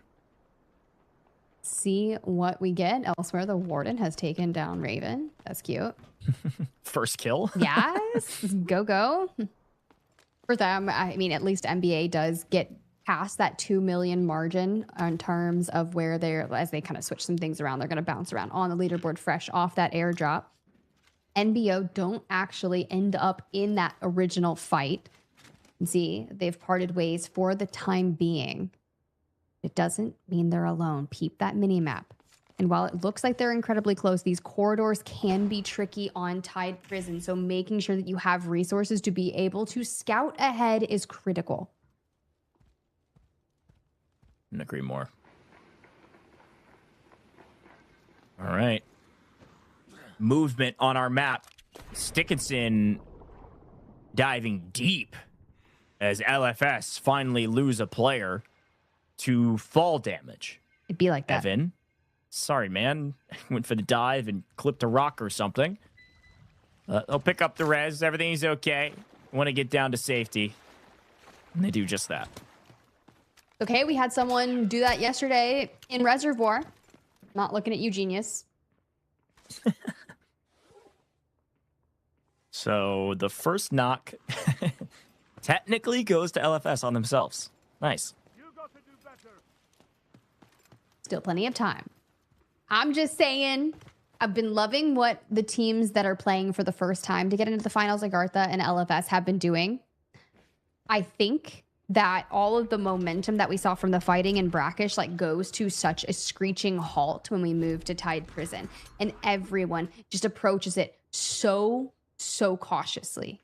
Even Jex there, you've got Silhouette kind of holding his back, looking for that opening angle if we can get it down the hallway. And with NBO sticking together and after the death ball and work as a team, those mere seconds can end up in a full catastrophic breakdown if you're not there. Sonar goes out. They get a read on a couple. And now, I'm sure they already did know, but MBO is 100% certain that there's somebody close by. Genius and AGARTHA throwing some bullets each way and none connecting. But this could be the opening fight, finally, with only a little less than 6 minutes left on the clock. In the meantime, there's a couple other folks close by, but nobody immediately playing for this fight. So it's just a true 3v3 for now from distance. Ooh. From distance, and I just immediately think of an EMP to the face, and next thing you know, you've cleared it out. And they're both toggling, sending bullets through the doorways. Yaku does seem to have moved across the doorway, and Nast might be the one in to peek.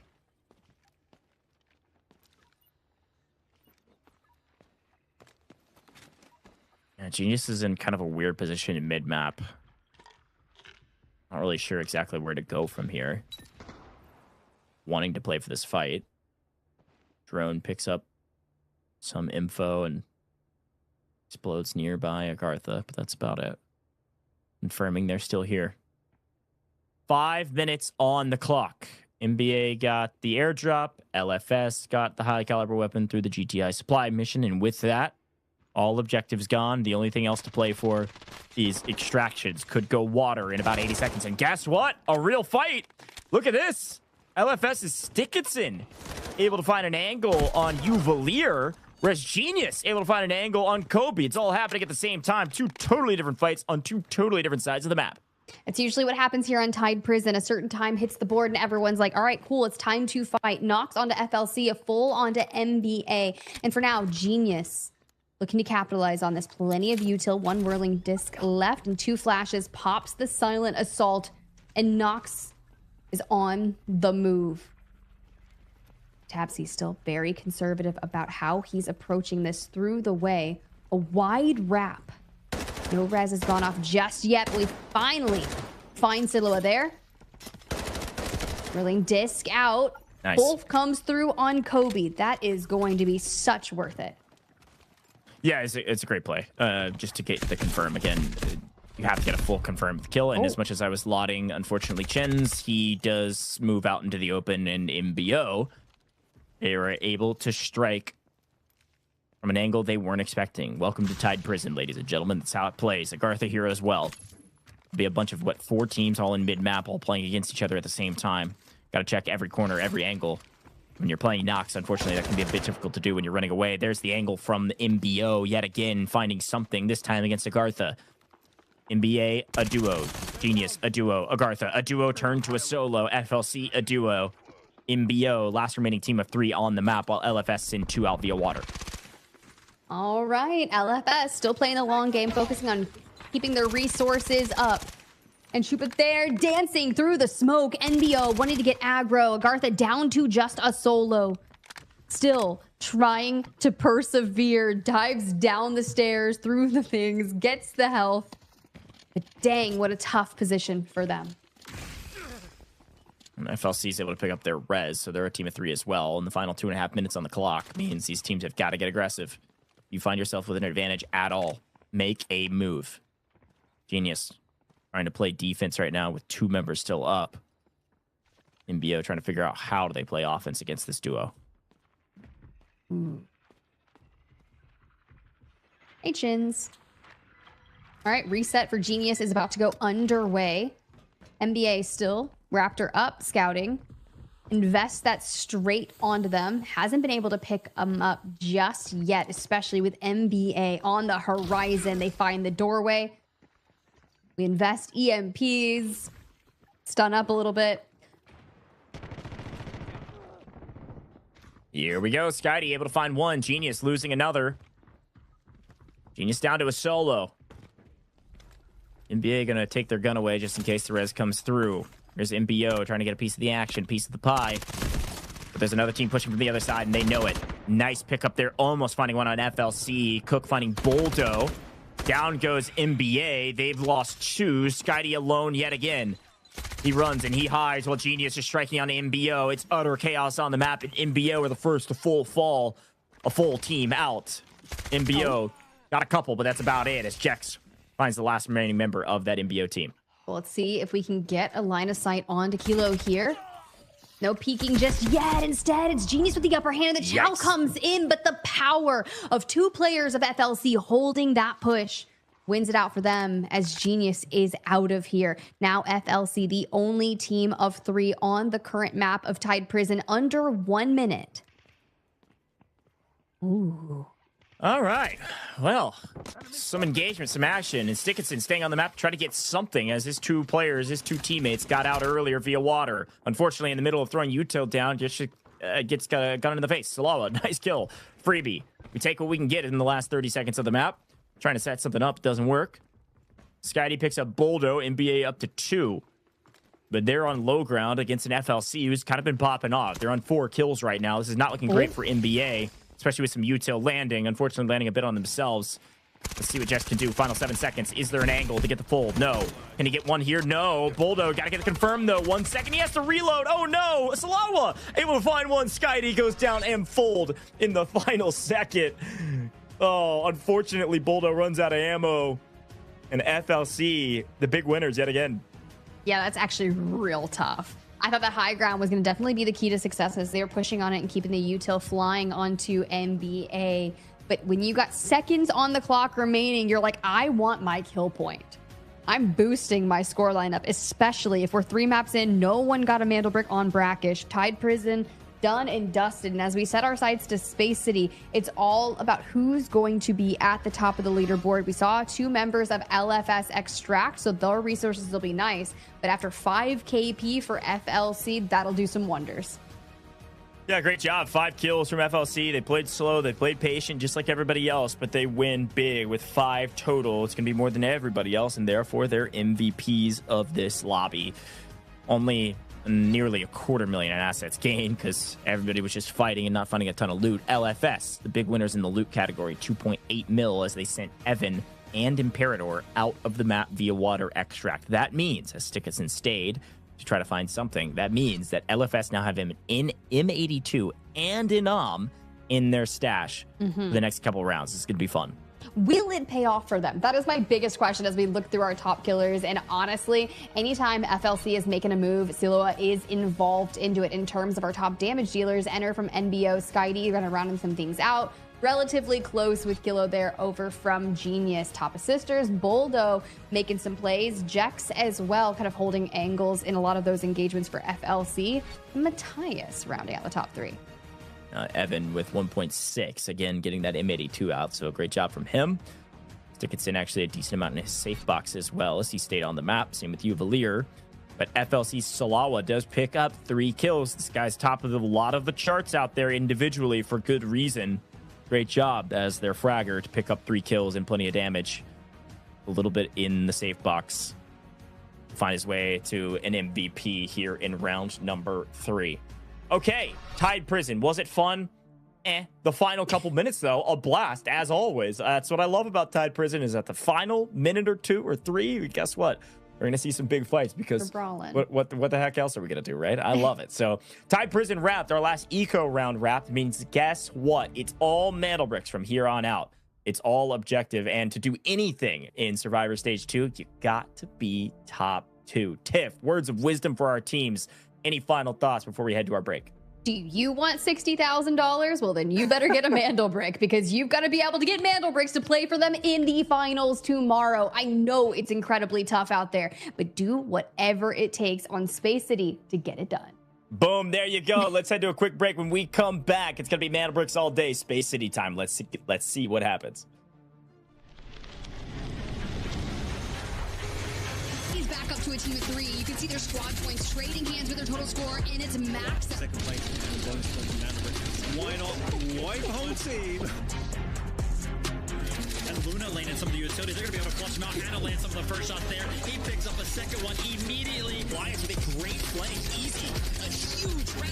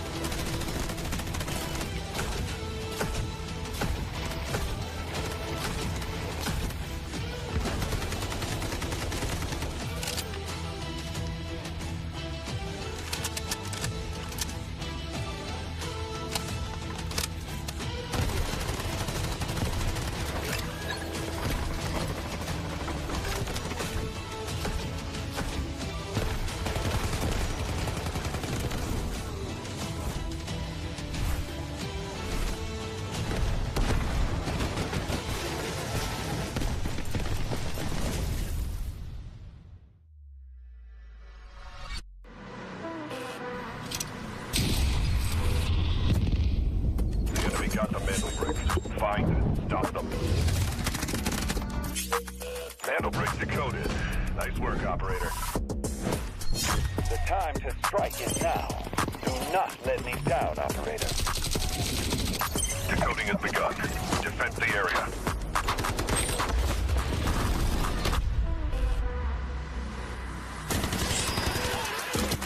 Is about to take the first hit to bring up the tournament, and they're going to do it! What goes around, comes around. Oh, I'm not going to do very much. Though. You get barrel stuff. Skydie is getting aggressive. See what I did there? You ain't seen nothing yet. Let's knock them off their feet. There we go. Down, and there it is.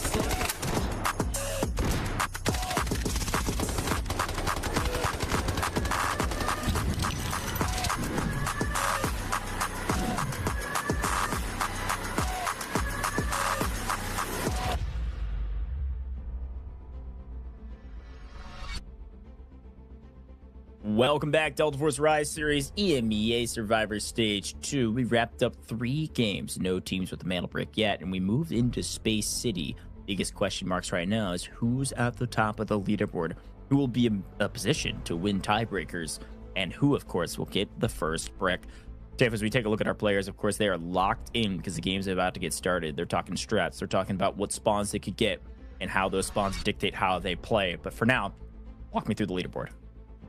As you can see, guys, FLC is at the top with 21 squad points. Don't ask me why I just said it like that, all right? LFS and AGARTHA relatively close up there in the second and third positions. If you're Genius, #1, or NBA, it's time to wake up. I'm not saying you've been sleeping throughout the entire thing. Tide Prison, definitely a slow pace of play. But moving into our kind of marathon at Space City, it's really going to have to shake some things up, considering LFS is poising themselves with their 15 squad points to go for broke in these space cities. Yeah, I agree. I guess FLC's in the best position just because they're currently winning the tiebreaker, but this map will really dictate a lot. I think this is going to, separate some of the top teams from some of the teams at the bottom. It's surprising to see Genius at the bottom of the leaderboard, but we saw Team Liquid, who, yes, they didn't make it through Americas yesterday, but they did get 3rd overall, and they did get a brick, and they went from bottom of the leaderboard to basically the top in 1 round. So this is still very much so anybody's game as we move to Space City. And as we quickly look at the operators, a couple things to note. Obviously, Genius and NBA and #1 have used Tempest already. They did it in Brakkesh, so they have the hardest decision through the next 3 maps. Which of those are you using Tempest? And I think that'll be totally dictated on which spawns they get and how aggressive they're going to play. But 78 attempts for this comp right here. This is absolutely the meta comp. And if you can't use the meta comp, you can use something similar to it. Yeah, honestly, we did see a couple people bring out Tempest onto Brakkesh early around. I believe it was 3 picks across the board. So those teams will be a bit more conservative based on their spawns they had on Tide Prison and what they're kind of estimated to get as we move into our first map of Space City. But you're going to see the Lunas, you're going to see Stingers, and it all just depends. Our tier 1 spawns back on Tide Prison were AGARTHA and Genius. I think Genius was actually one of the teams who played Tempest on Brakkesh. So with their 1 pick already being done and they're coming off a tier 1 spawn, I'd imagine they are not bringing a Tempest into Space City. Yeah, interesting quandary. I'll be very curious to see what the play style is of these teams. We all know now, as we move into round 4, that if you get a brick, the chances of you being top 2 today are very high. So the more rounds that we get without teams getting a brick, the more important getting a brick is. That's pretty easy math to follow. But folks, with that in mind, it is time for round number 4. No giveaway this time because nobody's on match point yet. We still have plenty of games to play. So for now, I remind you yet again that Season 2 could be your chance at stardom. Go get involved in Delta Force Rise Series. Open registration August 10th. And the open qualifiers a little bit after that. Yes, Season 2 is all happening this year, wrapping up towards the end of the year as we figure out who works their way through a brand new season, who shows their faces maybe on main stage for the very first time. It's your chance to compete. Go get involved. Open registration in 2 days' time with your team. Drop a follow on all major socials here with Delta Force to stay up to date on all those details. But for now, it's time for, yes, our second Mandelbrick round, but the chance for one of these teams to get a brick for the first time. Let's do it. Let's look and see who's got the tier 1 spawns. I'm looking at LFS. Dickinson and them, Westgate. You do have FLC that are coming from that dormitory area, so you immediately see Silua looking for angles. If we can make it happen, LFS has to throw down all of the smokes necessary to guard them. LFS does have a Tempest, FLC no Tempest, so movement is definitely going at the hands of LFS. With all of the investment in tow, we are playing for a brick. Yeah, big question mark right now was who's bringing in Tempest, like you said, LFS, AGARTHA, they're the two. NBA has crept their way across Employee Passage 2, T1 spawn, and made their way out to mid-map. Here's a look at them. They're ready for the brick immediately. They're actually just going to sit on spawn. It looks like LFS close by as well, but I think it's just going to be immediate take here from Boldo, not using a Tempest, just being here first. Smoking it, baiting out some shots, teammate grabbing it, just trying to hold the right angle, and some damage landing, but NBA, they've grabbed the brick, and they should be able to get out of here. No problem. NBA, nice shot. Oh, maybe a little bit of problem. I spoke too soon. I'm so sorry, Uvalier. That is my fault. The caster curse of all time. LFS actually found a knock on 2 different teams at the same time. That's crazy for LFS. They came in with one objective in mind. It is Mandelbrick. It is battle. It is war, and they are going to do something about it. AGARTHA does get their Tempest picked back up. And for now, NBA, justice for Uvalier, sitting amongst the bushes. There's a cactus in the back. What a place to spend your days. Gold investments all around. Most of our players with gold ammo.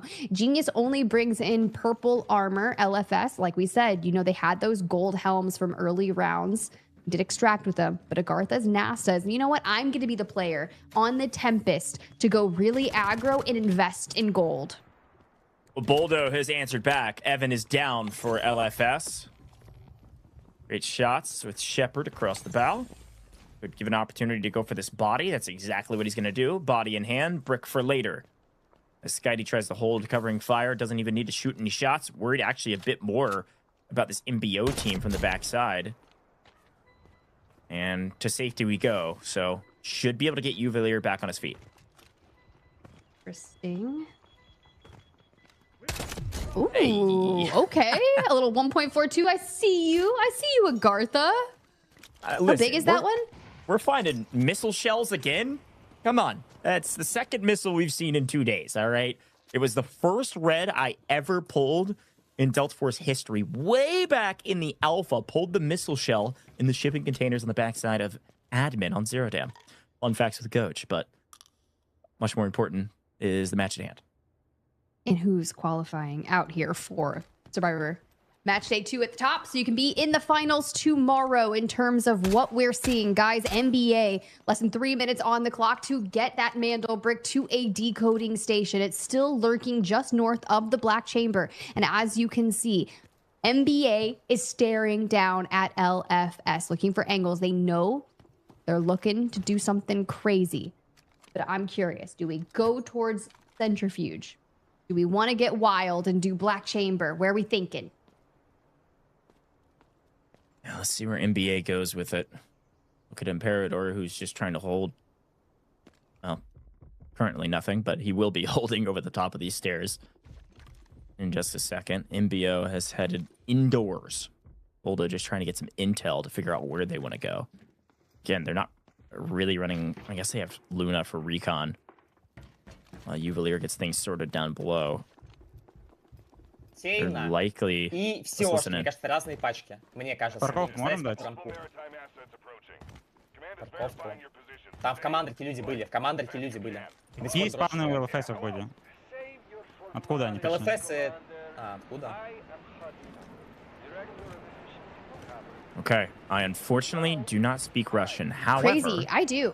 Actually, I heard them basically say that Goj is one of the craziest caster curses to be said. And if that man does it one more time to us, we are throwing. No, I'm just kidding. That's crazy. All right. Well, I do know Skydie is their IGL, so you can hear Skydie popping off a bit in the comms and kind of commanding the troops on where they want to go. Right now is an intel game. They got to figure out where some of these teams are. And AGARTHA going to be camping this indoor decoding station very close by. I mean, they're kitted. They genuinely are. And you already have other teams that have situated themselves around in case that Brick travels. And this is a mirror image of yesterday. So the teams that did play in yesterday's lobby are going to expect this. Genius guarding Sands up here just on the outskirts of Central Command. You even have FLC still at dormitory making it happen. AGARTHA sitting by Black Chamber and LFS on Centrifuge. The only one available, horizontal test workshop. But how are you going to get there? Not easy. Not easy. Yeah, with 30 seconds left, too, remember, this is one of the timers you don't usually see happen very often, but it will happen right now. NBA has grabbed the brick, but they can't do anything with it. They're just using it to try to get some intel around them. That threat level, that hazard level is dictating that there's a team close by, which, of course, we can see is AGARTHA. 5-minute clock starts when the brick is taken from spawn. Once that 5 minutes is done, it will go right back to spawn. And so AGARTHA could be there waiting to go for the retake now that it's back at the spawn, and NBA going back into a position to retake it as well, as a new 5-minute clock will start once it gets taken. Okay. It's going to be really difficult because that first decode is 4 minutes. And now LFS, pumped that the Mandelbrick has reset, immediately dive back off it. Fresh Tempest ult, and LFS, after holding down Centrifuge, will probably throw it into the decoding station just over here. NBA, though, poised, solid golds to be able to do something about it, but put 4 minutes on the clock because LFS is making moves. Yeah, great play from LFS. They just were playing very patient. They have probably the strongest position, and they're using a Tempest, or I guess the strongest position when you're using a Tempest. Grab the brick, retreat the Centrifuge, put the brick in the Centrifuge decoding station. We've seen this 1,000 times. We also see that Evan is rocking that M82. So not only the Tempest and a gold helmet, but also a high caliber weapon that can definitely change the tides in some of these engagements. Clock started. Everybody needs to play for Centrifuge. And LFS are holding ramp. They're holding Centrifuge, and they're holding shipping containers, locking down every angle they can get shot from for now. But when the chaos ensues, they're going to have to start picking one or the other. Yeah, I will say yesterday in EMEA, the first brick that we did see go to a team was on match number 4, Space City. So very strong hold through. Minimal resistance. FLC, though, fresh out of dormitory, have now rotated down towards that west gate side of things and will be coming in potentially from ramp. Genius now still crossing onto the mainland, fresh off their guarding of the decode station up there. Everybody's slowly working their way into the positions they want to play around Centrifuge. Stickinson holding ramp for his team, a very important position. FLC way over here at Westgate, and actually looking like they're wrapping north, which is maybe surprising. Our observers are chilling in the car. I did kind of dive back a bit, honestly. I like that perspective, frankly. Looking for angles, looking for info, and just pure scouting. For now, LFS is halfway to their first brick of Survivor Match Day 2.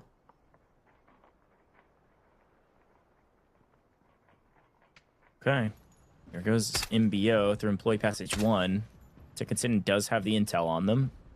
Running a couple rounds downrange just to make them think twice about pushing. And actually invest the arrow as well. But AGARTHA electing to go indoors. They're going to get into buoyancy. MBO, oh no. MBO running straight into the barrels of FLC, and luckily for them, they're able to escape with a little bit of health. Tanked some shots from Jex there. And we are into the final stages of the decode for this team. Usually this is where we start seeing sieges occur towards the recode and taking it. But LFS has got a really nice defense moving on. Yeah, I think they've got a nice spot. They've got great defense, but also teams are just too slow to rotate. They're getting caught in transition by their opponents. AGARTHA, the only team here, and they're going to play through buoyancy on the low side, and here comes the investment of the Tempest ult. They're one chance, frankly. They're not going to have a chance for another one, so Nas has to win this. He's not going to. Stickinson sends him right back where he came from. It's a great opportunity for somebody to come up ramp while Stickinson turns this direction. Unfortunately, there's nobody. It's a 3v3 for the brick right now. And NBA going to show up a bit late, but they're here. Oh, what a bank shot of all bank shots. Boldo, the perfect nade, drops one. LFS now down to a duo. 30 seconds on the clock. They're going to put one on the decoding station, most likely to hold it. Evan, yes, high caliber weapon, but unfortunately a ton of util landing. Skydie able to take down Evan. It's going to be one left for LFS. None left for LFS. They might have grabbed the brick first, but EMEA, perfect angle to push this engagement and wipe the team decoding. And now they have the power position, but they do have to go for the res. So right now, Skydie, a big role to keep AGARTHA from pushing up. But AGARTHA, they have the Tempest. They have a crazy power potential to make the play onto this. And even though EMEA is back to a team of 3, they are so weak. Skydie does get a full onto 1. To the left we go. Not going to be there. We get caught out in a 2v1 situation. It is just Uvalier trying to hold AGARTHA at bay. A lot of other teams working their way this direction. And unfortunately, Uvalier going to have to be the hero. Does have a gold vest. But intel is out. And it feels like just a matter of time. Both players from EMEA are on red timer. He might be able to pick this up actually in the chaos. Because look who's here. Everyone is moving in. NBO from down below. Genius also in play. They send the Alluru out looking to take the place, and Kilo pops to the Mandelbrick. 3 minutes, 30 seconds onto the clock, and they are in control. NBO, Genius, FLC, the teams of 3. NBA does get one picked up, but the other player is fooled and out. They will be relegated to a duo. AGARTHA, unfortunately, just Nas and Chuba, because their third is outside and really difficult position to get back up on their feet. Genius show up late and they get paid. But you're right. NBA a duo for the rest of the map. Who has the power position right now? Genius not able to control Centrifuge because there's so many teams inside of it. They're playing shipping containers to try to hold this decoding station, which means the ramp's wide open for the taking because NBA are there. It's true. I mean, they backed off through Westgate, kind of wrapped around. They don't have a Tempest. They're going to be a little more conservative about this. They still do have the most squad points, so maybe fighting is going to be beneficial for them. And if they can take the brick with ease, sure. There's still only one Tempest left in the lobby, and it's on the duo of AGARTHA. Genius currently decoding, but not worried about holding. They're making a wide rotation around the south, while we see FLC rotating around the north through test range. Genius trying to get a more powerful position to hold by playing ramp. Do they know that NBA are still here? They have to, right? Or at least checking it. NBA not sure exactly what angle Genius is going to come from or who's going to come from this angle, but some util could change the tides, and absolutely it will. A great incendiary. NBA smoke and try to figure out what do we do with all the chaos. Everything landing square on our foreheads. They're both 1 HP in a dream, and every piece of utility being invested that NBA will fall, but they heal up quickly and they have to push away. There's no chance they can hold ramp. They move up towards Centrifuge. They're out in the open. 90 seconds on the clock for Genius, who again are playing from the south. NBA ratted out of their position, but now I guess they don't feel safe to going inside. They can't play ramp. They're just kind of out in the open, hoping they don't get shot in the back. The crazy part is if you took a picture of this mini map and I asked you which team had the decode, would you have said Genius, who is playing behind the other teams with angles on the decode? Playing stairs. MBO just inside. NBA fighting for their lives right now, praying for some piece of safety, some semblance of cover so they can catch their breath. They do head inside. Genius still 60 seconds on the clock, and they've done exactly what they wanted. They won ramp. They're in a power position now, holding this decoding station. Pushing NBA out was a huge win. As long as they don't lose a player here to Salala, which they currently don't, they might get this brick. The thing is, even if someone swipes, it's going to go to 3 minutes on the timer. And you have 3 minutes and 33 seconds on the clock. Yeah, good comps there. Game clock definitely coming into play now.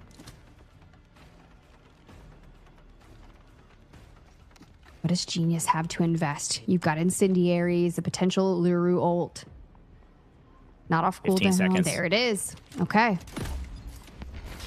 Here we go. Allura rocket coming in. It doesn't get very far. 10 seconds on the clock. Somebody's got to make a move, and they got to make a move right now. It's not looking like it's going to happen. Genius gonna get this brick. Unless they get wiped, which one goes down. Smokes are in. And Hanog knows exactly what to do. Sit on the decoding station. There's nobody there. They know they got it. Genius just grabbed the first brick. of Survivor Stage 2. And now it's just going to be chaos to see who can get some kill points and work their way through some tiebreakers to find themselves in second place as we creep closer and closer to the end. 50% of the way to locking themselves into our finals tomorrow to be able to play for a first place of $60,000. Everyone else who did not bring in a Tempest or did not chow that, it's time to fight. NBA, the duo, sitting outside here as Genius starts to swarm onto the horizon. Uvalier grabs an initial knock. Trades go the way, but Genius, after they grab the brick, they fall. A big rifle in the hands of Mr. Kilo from Genius. Gets that knock, but they get full wiped. NBA put up a ton of damage through util. But FLC actually coming in to ruin this MBO team's plan of playing ramp.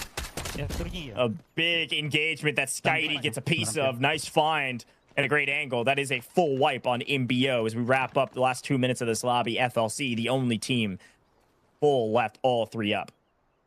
Kind of crazy. FLC could go hunting. Definitely been looking for kills. They have the highest amount of squad points, so it will put them into second despite not having a Mandelbrick. Kobe, though, thinks we've got angles on AGARTHA after picking up that nice knock. The other player of AGARTHA has backed away, is on the run.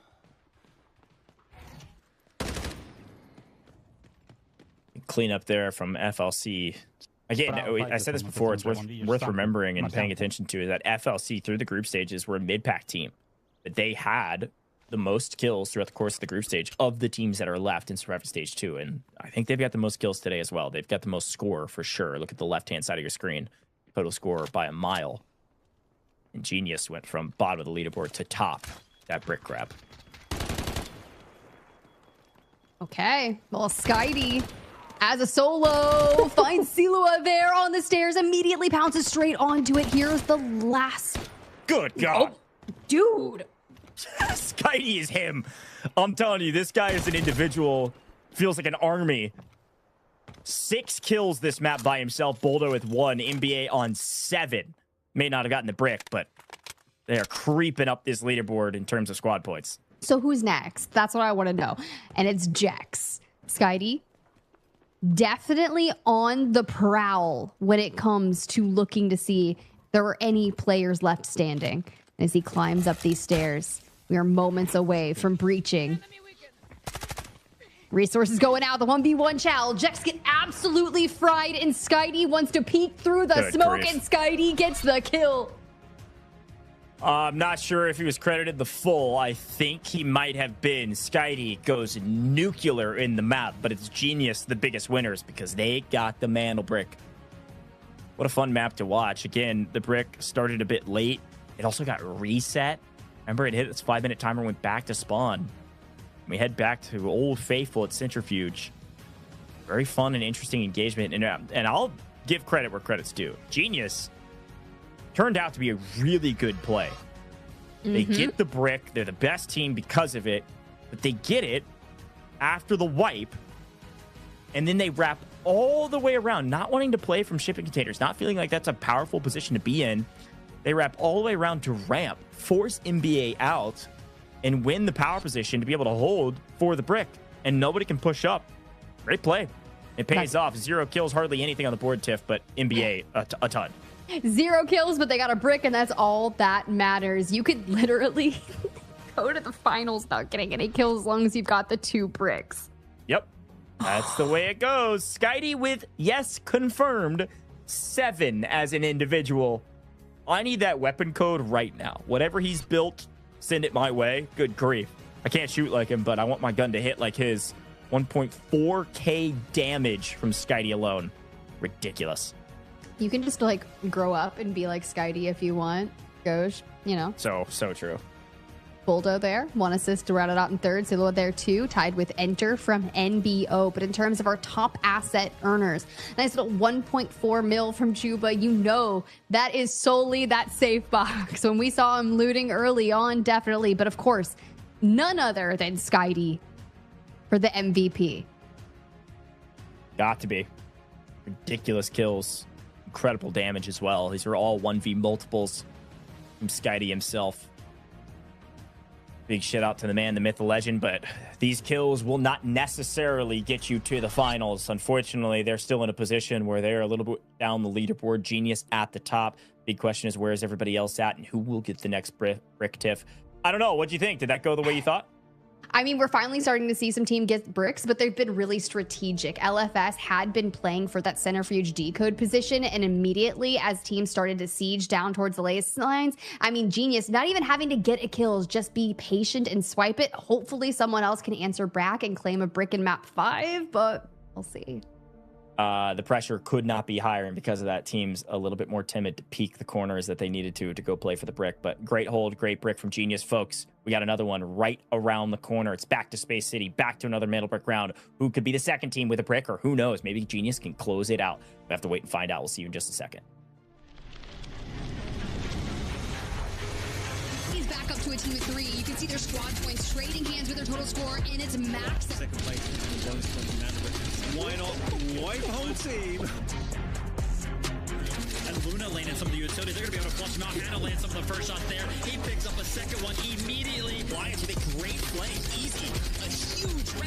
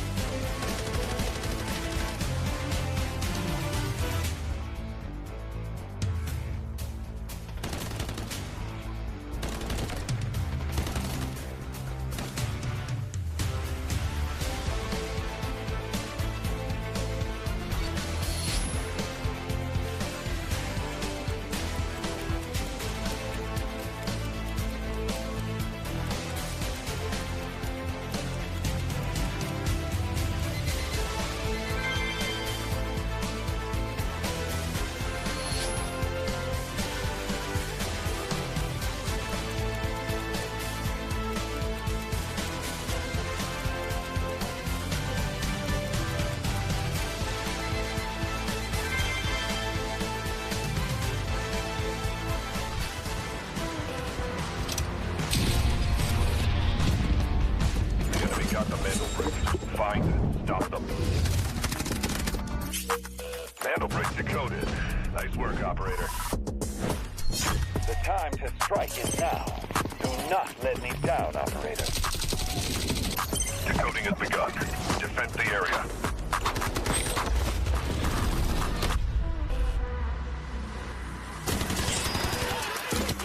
Is about to take the first hit, the brick of the tournament. They're going to do it. What goes around comes around. Not gonna do very much though. You get barrel stuff. Skydie is getting aggressive. See what I did there? You ain't seen nothing yet. Let's knock them off their feet. That's so much damage, and there it is.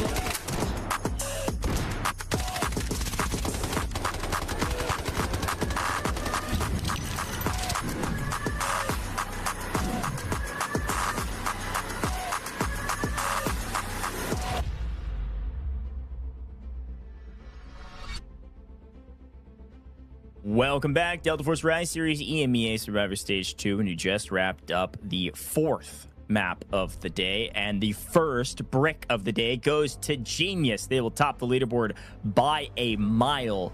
Biggest question here, Tiff, is now what? Who's next? I don't know. Like, yesterday was really interesting, right? I believe, let me check my notes because I was there, but my brain doesn't work sometimes.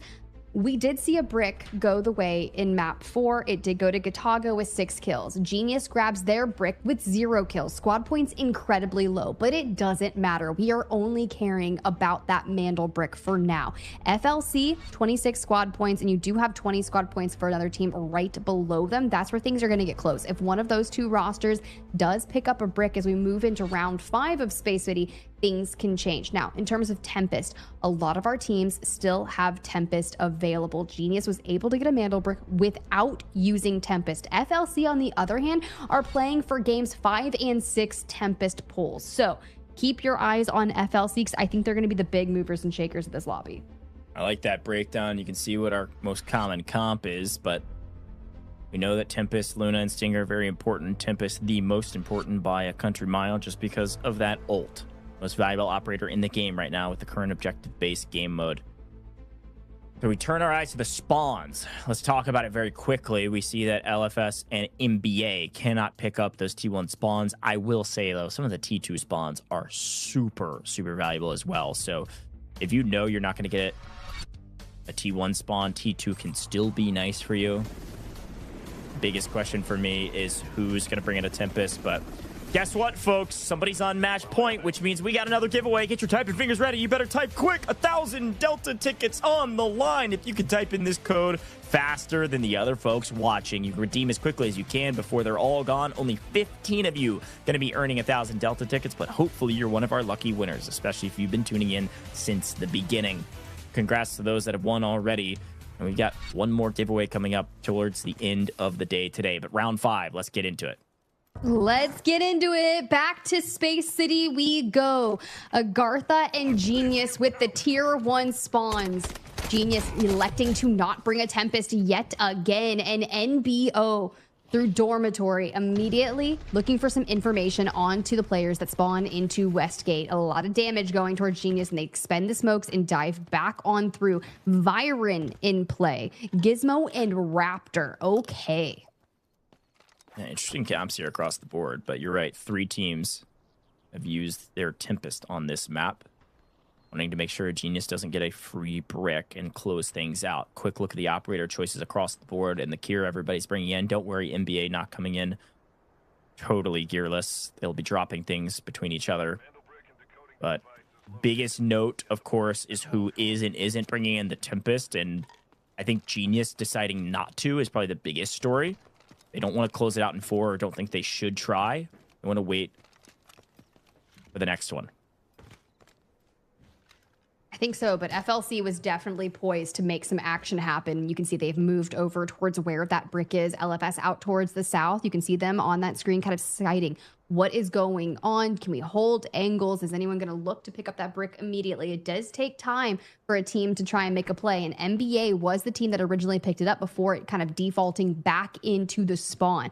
NBA not incredibly close, and honestly, not hurried to get there either. Yeah. Like that check-in with the map. Does look like FLC, like you had mentioned, it came across from Central Command and actually worked their way to Centrifuge, arguably best spot when you have a Tempest to go for the brick. So likely going to use Tempest ults off cooldown here, sneak over, grab it, and do the exact same thing that happened last map. Yep, 100%. For LFS, though, I do kind of like what I'm seeing out of their comp as people have moved in to pick up the Mandelbrick because the Tempest ults are off cooldown. Congratulations, FLC, putting it straight into the Centrifuge decoding station. We are moving much faster than our initial Space City round 4. And now the defense must be set up for the play. NBO and Genius are still over towards Westgate in Dormitory, so they're not going to make a play for this just yet. LFS could carve up Rap, but for NBO, I'd love to see how Matthias is feeling coming into this. Well, I would say the expectation is to make the finals, and anything less than that is going to be a bit disappointing. Fair enough. I mean, pretty apparent that the only thing to play for is the finals today. Got to be top 2 to do that. Hopefully, LFS, for their sake, will not be disappointed. Brick is in our Centrifuge decoding station. Classic spot. Very early, like you mentioned.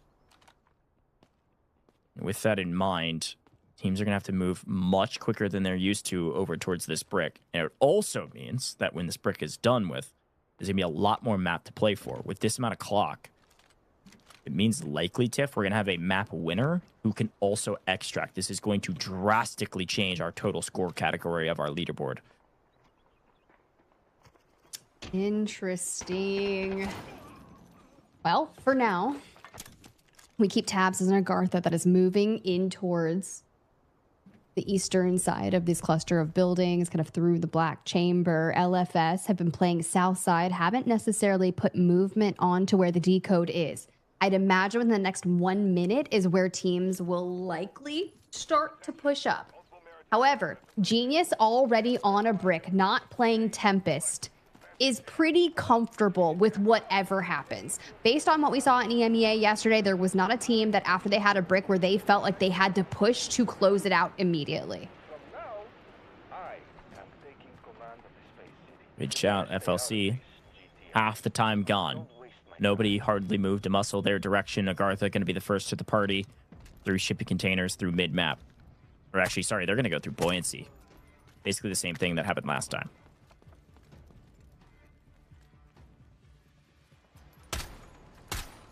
Ooh, pressure onto LFS from MBA across the way. Smokes down. But this forces us to reposition ourselves.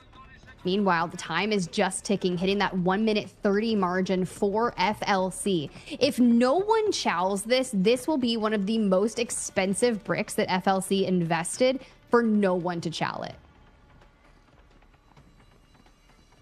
This is turning in to a very important moment. I said this before. If you get a brick, you have to have a brick to go for second place.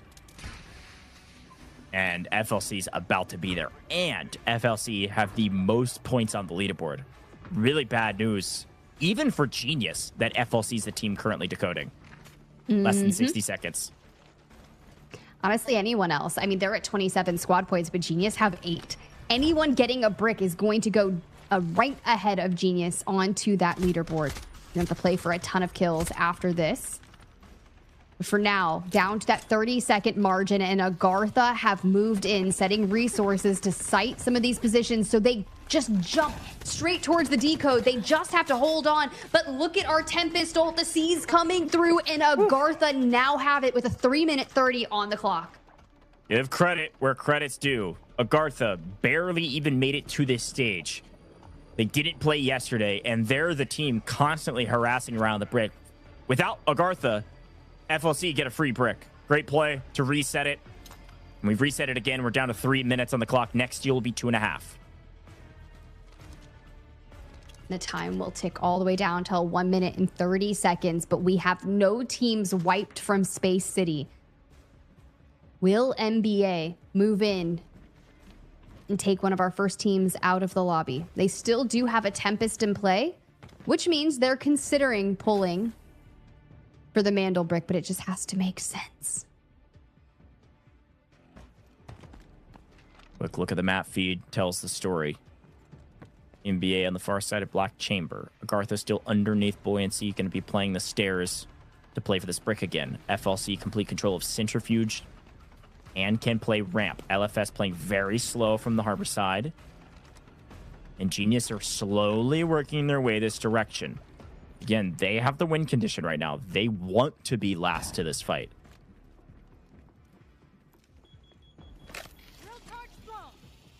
You're 2 minutes again for FLC. Just staying out of the angles. My question is, when does the Tempest ult come back online for AGARTHA, and will they replay for it? Should be here any second. NBO Tempestless. Can they try to find a way to filter in? Could. They need to, frankly, kill some people to do so. I definitely think that's what's keeping everything at the pace that we're seeing, is no one has fallen yet. Agreed. A lot of people still left on the map. Genius getting some intel, seeing Okay, there's LFS. We know at least where one team is. Stickinson rotating in. They were holding Arbor, they're holding Water, and now they're moving their way up. 60 seconds on the clock and less now. And counting. Who's going to make a play for the brick? NBO said they had to make some happen. Util, you get the hit markers, and up the stairs we go. Now, with all the teams looking that final 1 minute mark on the decode, trying to battle their way through, AGARTHA knocks Kobe and starts the steal, seizes it with just enough time to go. 2 minutes 30 on the clock. I'd imagine more trades are coming, but FLC might not be able to battle their way back. AGARTHA trying to make a crazy play. AGARTHA actually now in trouble, though. A great move from Jex, the last remaining player of FLC. Now as their Tempest is back on their feet, they've got their duo back. But they found one on AGARTHA. And Genius' Chins finds the other.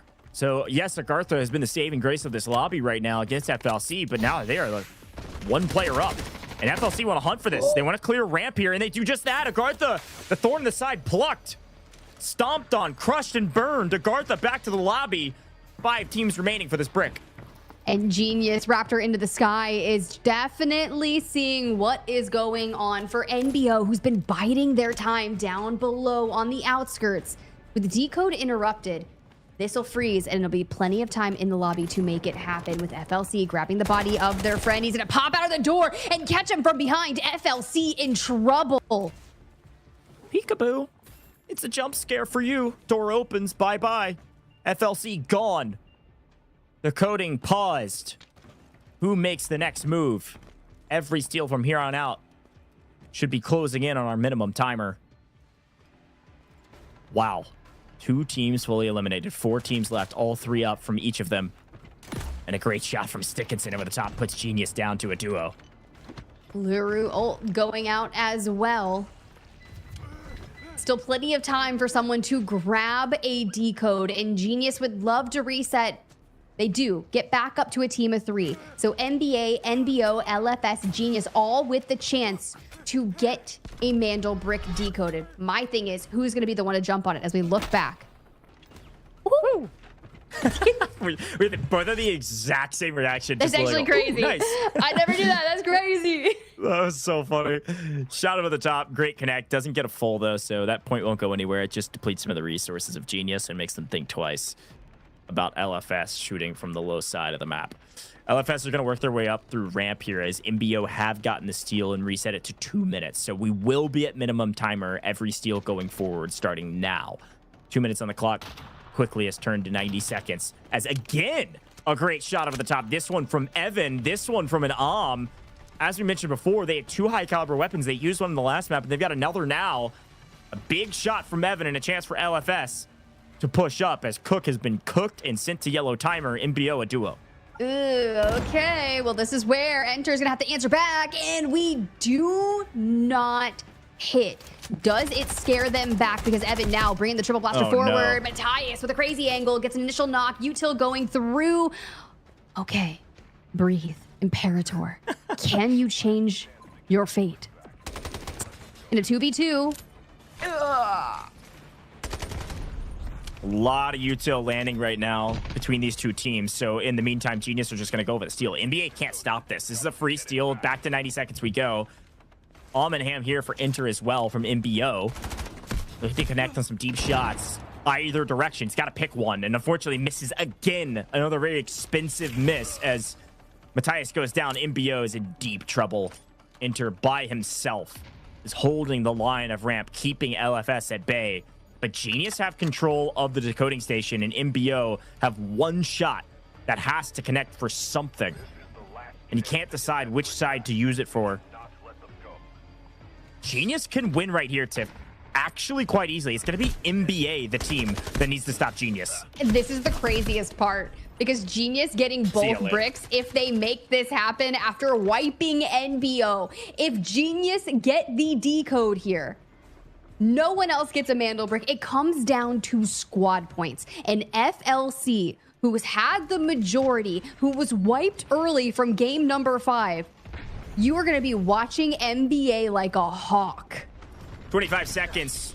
or this match is over and your life in the tournament is over. NBA trying to make a move. Skydie popping ult and trying to move forward. But again, Gizmo showing his efficacy. A net lands perfectly on the ulting Tempest. Genius couldn't do it. Can anybody make a move? It's going to be LFS trying. A ton of util landing. Will he be able to get the steal? He gets knocked. Genius, what a hold. Genius from the bottom of the leaderboard to the top. Genius going straight to the finals, but our match is not over. Another team having to join them. Genius, back-to-back bricks. 5. Maps 4. How have they done it? Unbelievable. Genius. They clutch up and they win, but second place still up for grabs, and FLC's off the board. If you want LFS, if you want NBA to make a move on this leaderboard, they have to find kills and they have to find loot, and they have to find it right now. They have 4 minutes to make this happen. And if you are FLC, you are punching the air right now. This is the worst feeling, knowing that you were full wiped early on. And yes, you had the most squad points of everyone. But now that Genius has essentially said, checkmate, baby. Oh, God. It really do come down to loot, shoot, extract. Actually. Time to scoot. Can you even extract, though? You could send one out via bagless, maybe. We're running out of daylight. It's only 3.5 minutes. It's loot and shoot and safe box. I mean, the trumpets are playing right now. This is it. You're being sent home. Bags packed. You've got to play for this fight. And if there's anything I know about NBA is that they like to play aggressive. If they see an opening, they're going to take it. Great shots from Uvalier. Is going to get 1 week. And this should be a moment where maybe they can push forward. Maybe bait out some util and then take the fight. But what a map. What a series. So different than yesterday's EMEA. And honestly, I was not anticipating it for it to come down to 5 maps. I thought we were going further based on our pace of play, and Genius finds LFS. Oh no, is right, because LFS and NBA are both tied at 21 squad points. Here we go. Big engagement, ton of util landing. Here comes NBA. They've got the position, they've got the advantage, and they're going to take it, and they get all of it. Skydie picks them all up. Oh my God. LFS eliminated, but NBA haven't done enough yet. They got to win against Genius as well. Genius, yes, they may have won the match, but they could play spoiler to a very impressive team through group stages. NBA got 4th overall, picked up crazy match wins, picked up plenty of kills, lots of Mandelbricks. And there's a chance for NBA still to be sent packing. Final 2 minutes are everything. NBA have to get these kills against Genius. And ideally get one player out as well just to be safe. But we are running out of time. If we wipe Genius, you get the 2 kills.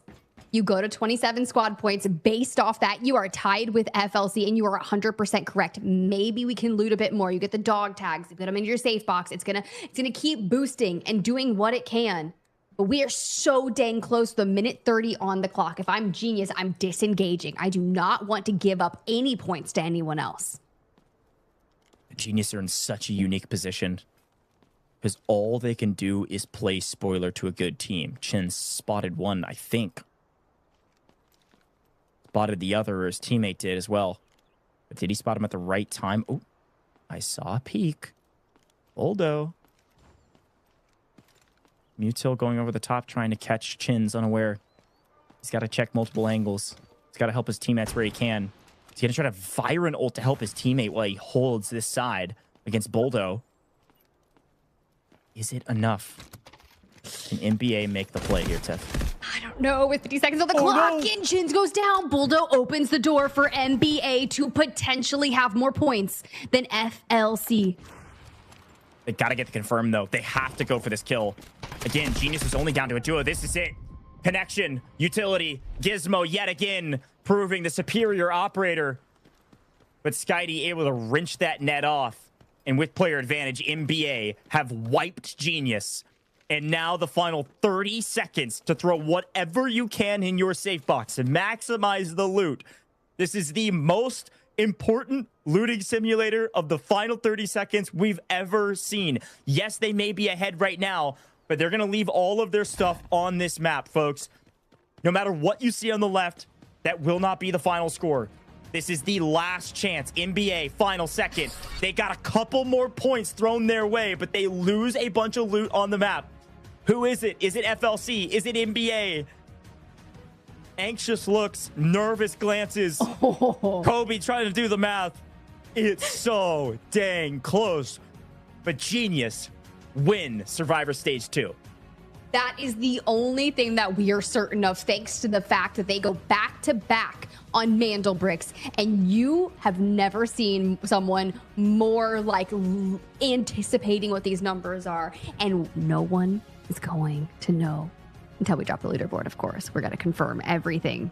But NBA tried as they could with FLC full wiped at the beginning. There was nothing they could do to change their fate. The nervous glances turn to worry. They don't even know. And our admin's got to do a lot of math behind the scenes. Double check everything. The best team, Genius, though. They've done it. They clutched up. Back-to-back bricks. They got it. And they win Survivor Stage 2. They will make it to the finals, where they're assuredly making double the cash that they would have made if they pick up third today. Minimum of 10K just for being in the final lobby as a team. Here's a look at the stats. Mandelbrick Addiction pick up 5. FLC only pick up 2. LFS there, they found a couple kills, but certainly not enough.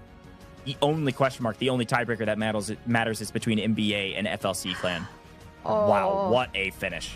Well, at least FLC did get some kills during that round, but Skydee, yes, again, just goes massive in terms of kills for NBA. It was 7 in our prior map, 4 in this one, with Jen's Hannah coming in second there. For top damage dealers, to no surprise, Stickinson was dropping a ton of people during mid-game.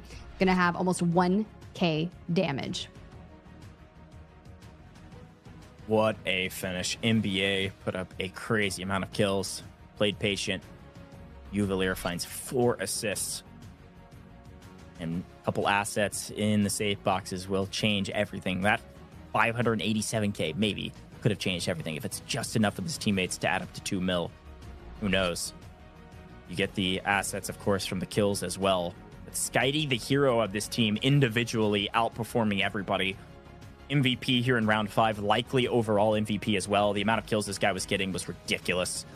Great job here from Skydee and NBA to find maybe, just maybe, enough kills to do it. I'm just sitting here and I just think about the journey that our teams went through in Survivor Match Day 1. For the 4 that had to replay here today, and for the new ones to join us, AGARTHA and Living for Success, who only had 1 chance, but for Genius to be like, you know what, the only way that we can ensure that we are playing for a potential 60K first place prize is to lock in Mandelbricks, and they seize the opportunity and take it. Crazy stuff. Genius is going to be joining us here for an interview because they're the only team we know for certain has made it to the finals. While we wait on that, again, the only thing we have left is the hypothetical. FLC had a great day today. Like, we see NBA maybe end on top, or at the very least, you know, win out the last couple maps. But you got to remember what FLC did in the early stages of today, right, Tiff? Like, they found a crazy amount of kills. They're on top of the leaderboard start to finish, essentially, from the squad standpoint, squad point standpoint. So they had the most kills today, I think, assuredly. But maybe, just maybe, NBA might have caught them at the very end. They've got to be shaking their heads about the way that one played out because they got wiped so early. Well, I also kind of feel the same way about Living for Success, right? You have all of the util that you have been acquiring through Zero Dam, through Tide Prison. You're bringing in the like high caliber weapons. You've got the you've got an M82. You're investing them in 2 separate things. You bring in solid gold. You invest your Tempest. You get the tier 1 spot. And sometimes it just does not go your way. And that is one of the most heartbreaking things about our Survivor Match Day 2. Whew, all right. Well, we wait and find out with you. Bated breath, trying to figure it all out. I have absolutely no idea how this all went down. Man, really excited about this. I want to say that we've got Genius ready for an interview here shortly. I think a member of Genius will be joining us to kind of talk through all of their strategy. Whenever they're ready, we can pull them in. But until then, Tiff, I will take a second to... I guess think back on the tournament as a whole. Any of your favorite moments from, I guess we'll start with today. Any big moments that you look back on and say, hey, this is one of my favorite spots that we saw some crazy action or otherwise? I would say it's always Brakkesh. Like, Brakkesh is one of my favorite maps, and it's been the biggest game changer. And for no one to grab a brick there and waiting for Genius to get it and everything to kick off in maps 4, and for them to go back to back, insane. Crazy. Well, we've got Genius on the line. Let's bring him into the booth while we try to figure out who got second. We've got an interview with one of our players here with Genius. Let's see who it is and bring him in. I believe there they are. Hey, congrats, my friend. First question, first of all, how does it feel to make it to the finals? Secondly, you gotta tell me how to correctly pronounce your name. First of all, thank you very much for the congratulations. I would say my nickname is Nefasto, like 7 Nefasto. And last thing, I am really surprised that we managed to do it back-to-back, as everyone, I think, did. And it is just, it's not enough words to describe how good this feeling is to be there. We obviously expected to get to the finals earlier, as we had a very good start in the group stage. But now we're here finally, and it's amazing. It truly is. Congratulations. What were some of the things that you worked on based off Survivor Match Day 1 and coming into today? Because definite game changer, but the lobby started to play out in a very similar fashion with no one grabbing a brick on Brakkesh. So we did it through our utmost to play as slow as possible, because as you have seen the survival stage 1, there were some teams they didn't want to play, they didn't want to move, and we had to adapt, to adjust, because if it doesn't change it, it would be just the same scenario as yesterday. We changed it, and as you see now, this is how it is. I gotta ask you, what does it mean for you guys to be able to make it to the finals? Because I think there were a lot of ups and downs for you through the group stages, and you had to work your way through Survivor Stage 1. You don't get it. You finally get here on the last chance. What does that mean to you and your teammates? Obviously, for us, we were going through different challenges during all the group stage and the survival stage 1. And it feels very nice that the work we're doing internally, it does pay off, even through some sad moments like we had. But as you see now, I mean, guys, we're in the finals. Heck yeah, you are. We gear up to play in the finals tomorrow. The potential for a 60K first place prize. What are we doing to set ourselves up for the best case scenario of winning season 1? Obviously, I will tell my guys, first of all, you can have a rest now. You have to go to sleep, that you're in your top form. Otherwise, I will come for you. I love it. Well, Nefasto, I need to give you one more moment of congratulations. I want to give you the floor. Anything you want to say about your teammates, to the org, to your entire group of supporters, the floor is yours for any final words here for the broadcast. My final words would be shout out to all the community we have in our Discord chat, Fallen. Those guys are amazing for supporting us and the other CIS teams. Guys, let's show that we're gonna win this one. Cheers. All right, it's Nefasto, Genius. Congrats again, man. Go celebrate, and we'll see you in the finals tomorrow. Thank you. See you tomorrow. Big congratulations. I think, Tiff, they were also surprised they got the double brick. Fair enough, but slow-paced gameplay. They knew the lobby's going to play slow, and they did it. Honestly, the thing that I heard essentially that just changed the narrative for me is the fact that everything was mirroring yesterday. So as soon as you realize that on Brakkesh, they're like, dude, if no one's going to go for it, we have to be the ones that go for it. Even if we don't have a Tempest, the opportunity is presenting. Oh my, wait. Pull it back. Holy Skydie. We get it. You're dang good. I mean, if Skydie can pull off numbers like that, get match MVP, and they also somehow don't make finals, that would be utterly ridiculous. And we knew this guy was popping off, and like I said, it was pretty obvious he's going to be our match MVP, Tiff, picking up top of the charts in every single category, putting the team, at least statistically, on his back, although it was a team effort, to be able to try to make the finals. No confirmations yet, though. We've got to see it. No. What? way. FLC pick up second place. That's it. Topping the charts, every leaderboard, everywhere. Skitey and Mandelbrick Addiction will not make the finals.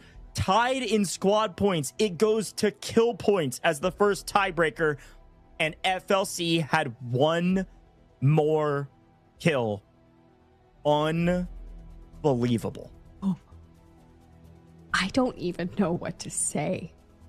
Because when you think about the amount of kills that Skitey put up, he got 7 in that one game, but FLC grabbed 5 kills in map 3. And they were looking so dang good on Zero Dam. They took some nice team wipes. They stayed alive for the time being. But they hold out just barely. Unbelievable. And again, you got to remember how far above everybody else was at FLC. FLC was way above the rest in terms of squad points, in terms of kills, going into the last couple maps. And they might not have done a ton in the last couple, but everything they did in the first few changed everything. That single extra kill they picked up on Zero Dam. They got a team wipe +1. That is the difference in them going to finals or not. You say eco rounds don't matter. I'll point you to this leaderboard over and over and over again.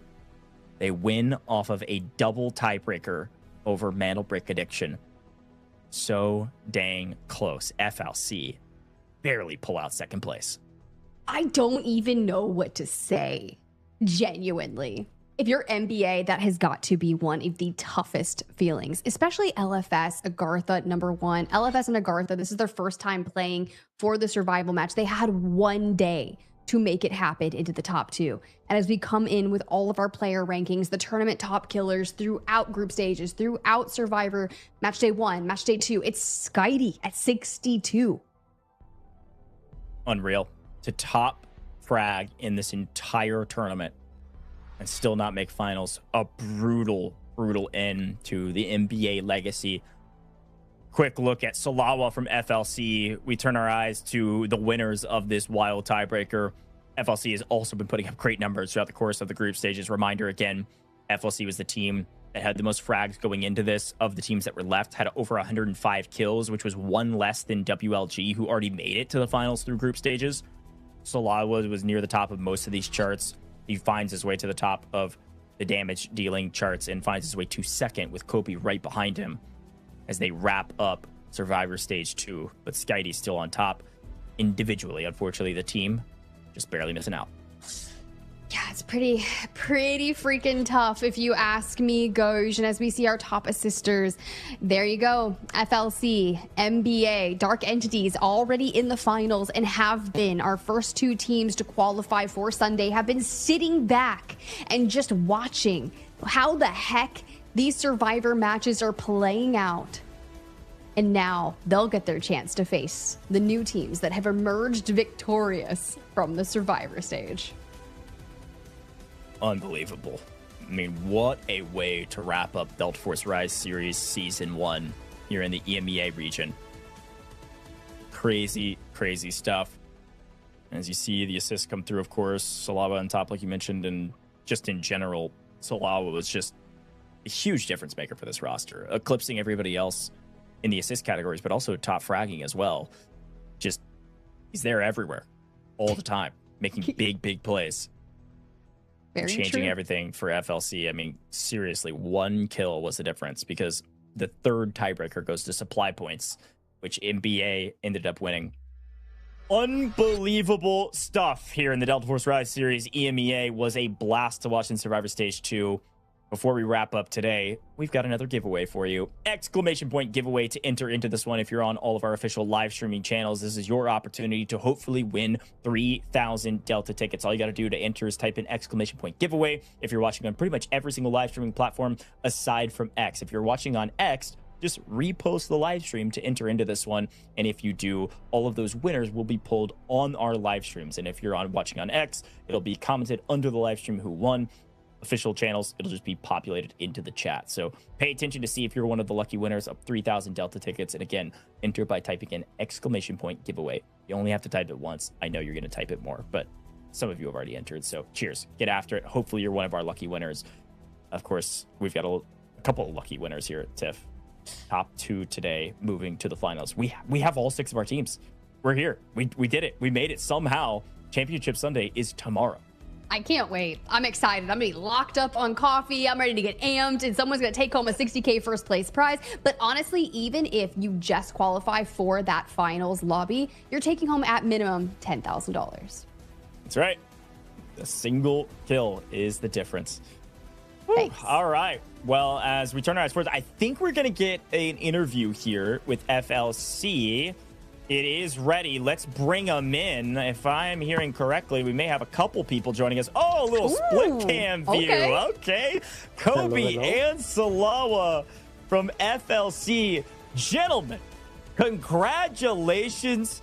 Can I ask, are either of you wearing a heartbeat monitor? How high was your heart rate watching the end of that map? You do it by 1 kill. Salawa, let's go with you first, man. Ridiculous stuff. Yeah, that was close. The RPM was very high at the end. We got lucky, to be honest, because we do like 3-4 games pretty nice. We got some kills. We have good team play. But on the last one, we troll a little bit on the defense of the Mandelbrick. So we were a little bit sad about it. But we got very lucky, 1 point, and we can go to the finals and try to show us best we can do, so we can try to win. So we are very, very happy. That's very nice. I can see the excitement on your face. And Kobe, I want to throw you the same question. How does that feel, man, to know that that 1 kill that you got, maybe it was the one you got on Zero Dam, any of them, 1 kill was the difference. How does that feel?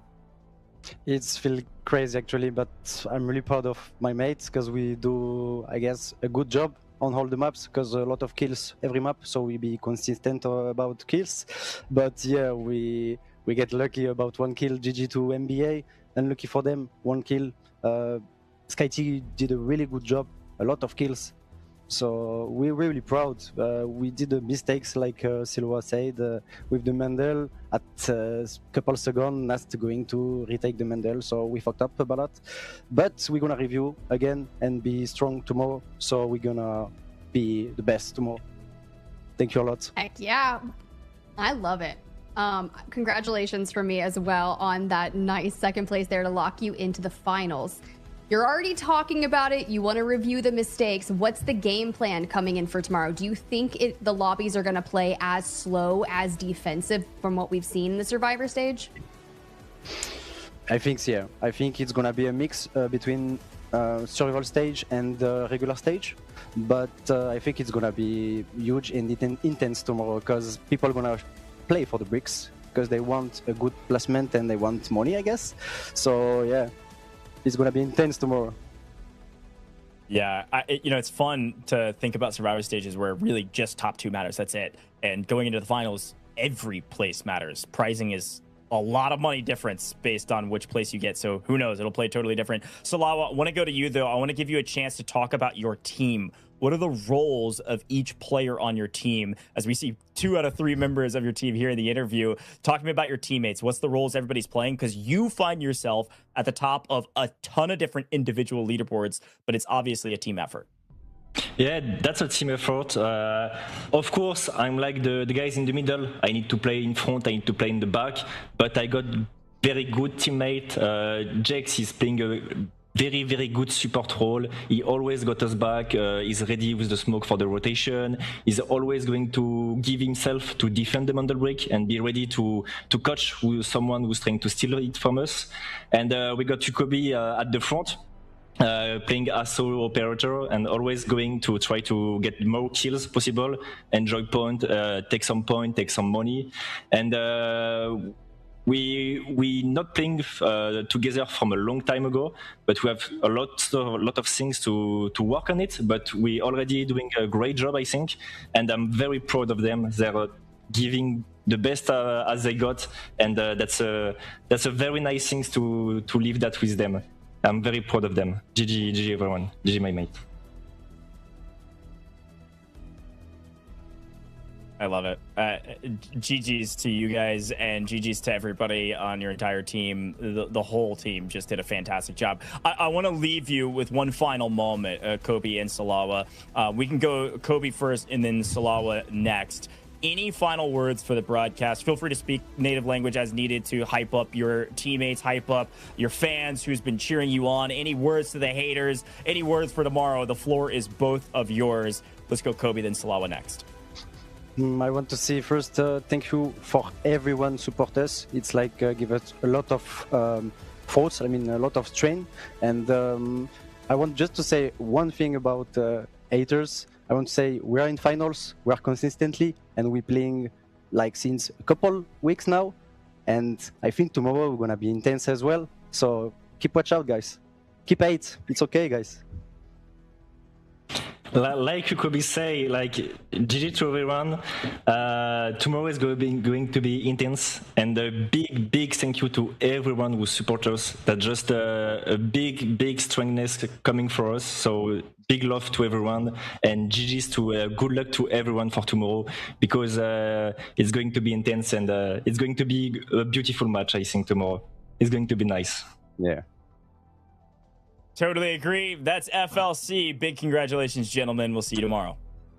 Thank you, guys. Thank you for your amazing job. And thank you for the cast. Yeah, thank you for that. Thank you for the casting. Of course. Cheers. Oh, Tiff, what a great interview. They're so lovely.